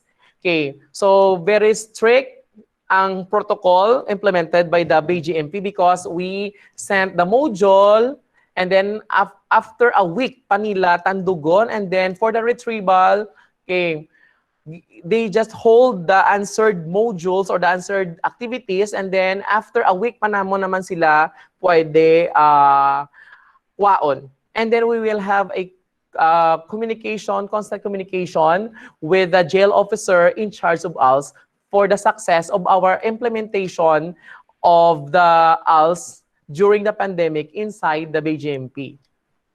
So as you can see in the picture, so sila-sila nga mga inmates and then ara man ang ilang teacher. So somehow, ang ini is another opportunity for the instructional managers magamit for their parole and probation in the near future. So somehow, big gid ang nabulig namon sa mga inmates inside the BGMP because somehow we touch their lives and they can use this improvement kung makagwa na sila sa ilang ginatiniran subong. So with this, kanami gid mag-extend sang help sa aton nga BGMP. So we consider this as our best practice for the alternative learning system. And then level up ALS centers. So for our regular centers, we adopt blended instruction, digitized instructional materials, and we have enough number of modules for the second quarter. So also, not only would the regular students or the regular school enjoy this blended instruction, we also extended to them. We have our instructional videos, okay, and then digitized modules, okay, because some of our learners has internet connection also, because also they want to experience the regular school students experience. So that's why they also asked for these instructions, and then we provided them. So we have limited face-to-face also to them for the instruction and for the viewing of their classes through videos.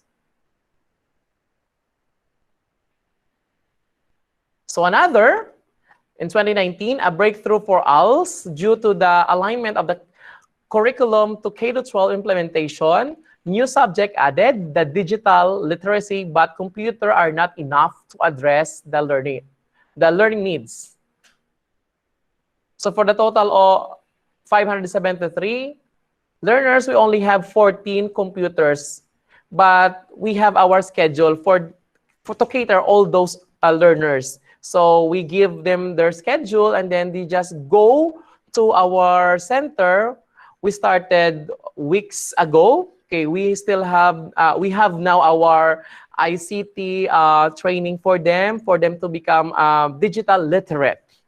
So we have ongoing trainings for them at the ALS Center using only 14 computers. And for our future plans, hopefully it will happen in few months from now, to strengthen the delivery of various skills training opportunities via TESDA. We conducted survey. So somehow they are willing to undergo trainings via TESDA for their courses, automotive and driving courses, hotel restaurant courses, agriculture and fishery courses, cosmetology and beauty care courses, computer development and software courses, development courses, and building construction courses. So commitment. The quest for excellence will continue as we bring honor to Barotac Viejo. Creating impact to the lives of Barotacnons, most especially those living in far-flung areas and underserved communities. Before I end, we always believe that ALS is a second chance education program. It should not be a second class. So once again, good noon to our viewers, and to our guests, and to all our participants. Once again, good noon.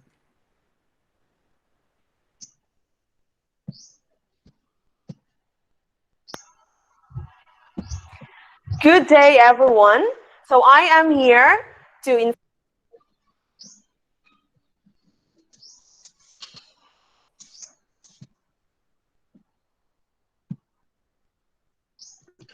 Okay.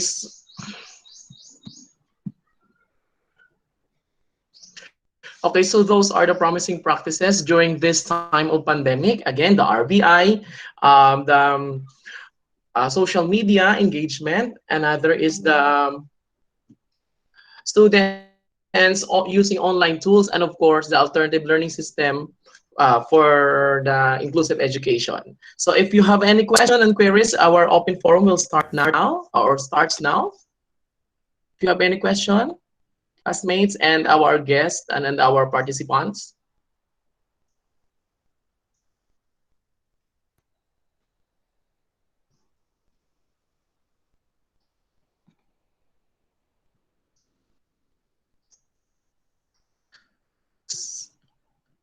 So again,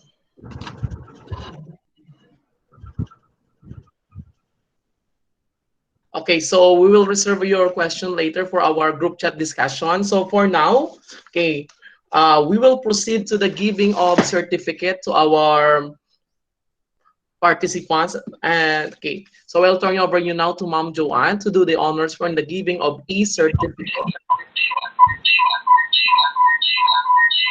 Yes, sir. Well, so here's the e-certificate. It reads West Visayas State University College of Education, Graduate School, CDV 602, Seminar in Pedagogy of Educational Content, La Paz, Iloilo City.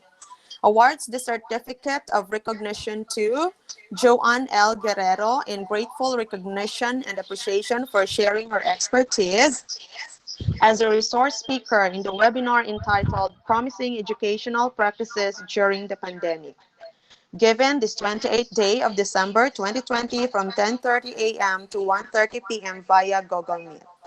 Signed, Purita P. Bilbao, Ed D., Course Facilitator. Signed, Peter Ernie D. Paris, PhD, Dean. The same certificate is given to Ma'am Marynille Joy D. de la Cruz, Ma'am Lora Mei Jan Esquera, and Sir Ruel B. Casipe Jr.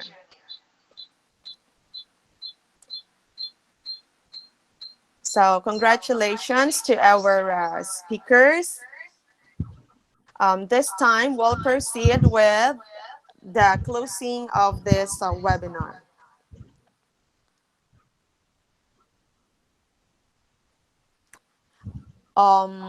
As we come to close this webinar, in behalf of my group mates, I would like to thank everyone for participating. So especially to Dr. Purita P. Bilbao for the opportunity in holding a webinar like this and making us even more confident as educators, ready and bold, in accepting the challenge of the new normal.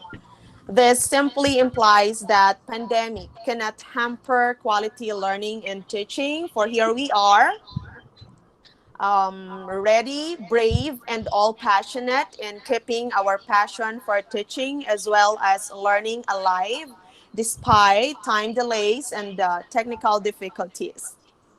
I also would like to thank our classmates in CDV 602 for the support and participation, and most especially our fellow teachers from Barotac Viejo National High School, Leon National High School, Santa Barbara National Comprehensive High School, Vicente Andaya Senior National High School. Actually, we also have participants from Alimujan National High School. Ma'ams and sirs, thank you very much for participating and joining us here today. Once again, thank you all, and may we all have a prosperous new year ahead. Sir Ruel. So again, thank you so much, classmates, for the support and for listening to our topic. So I think, as instructed by Ma'am, we need to post some of our comments regarding this webinar on our group chat because may meeting pa siya later daw or subunga time. So again, thank you so much. Kagpasensya gid sa delay and technical difficulties. I know ara kamo willing to help again sa amon nga group. So thank you gid for the suggestion nga natigayon ang webinar ngayon.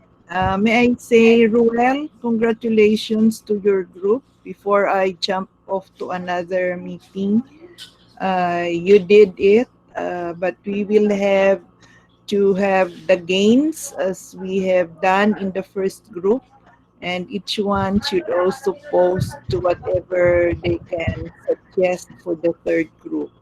There are lessons that we have learned, but I am sure that the group has developed a confidence, but there will always be a room for improvement. For the guest participants, please don't forget to give your own evaluation and ways to improve the way the group conducted the webinar.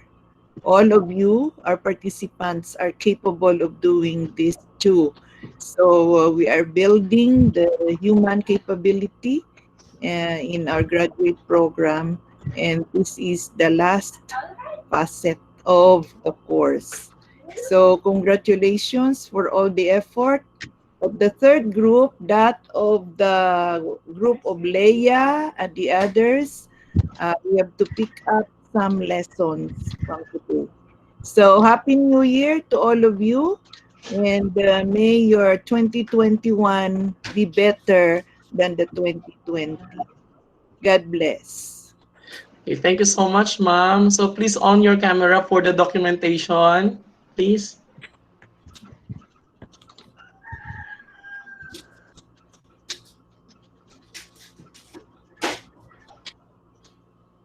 Again, classmates, please on your camera for the documentation and same with our participants.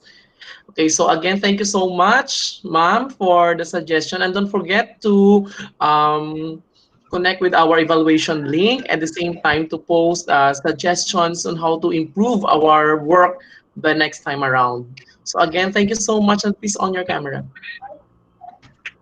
I will.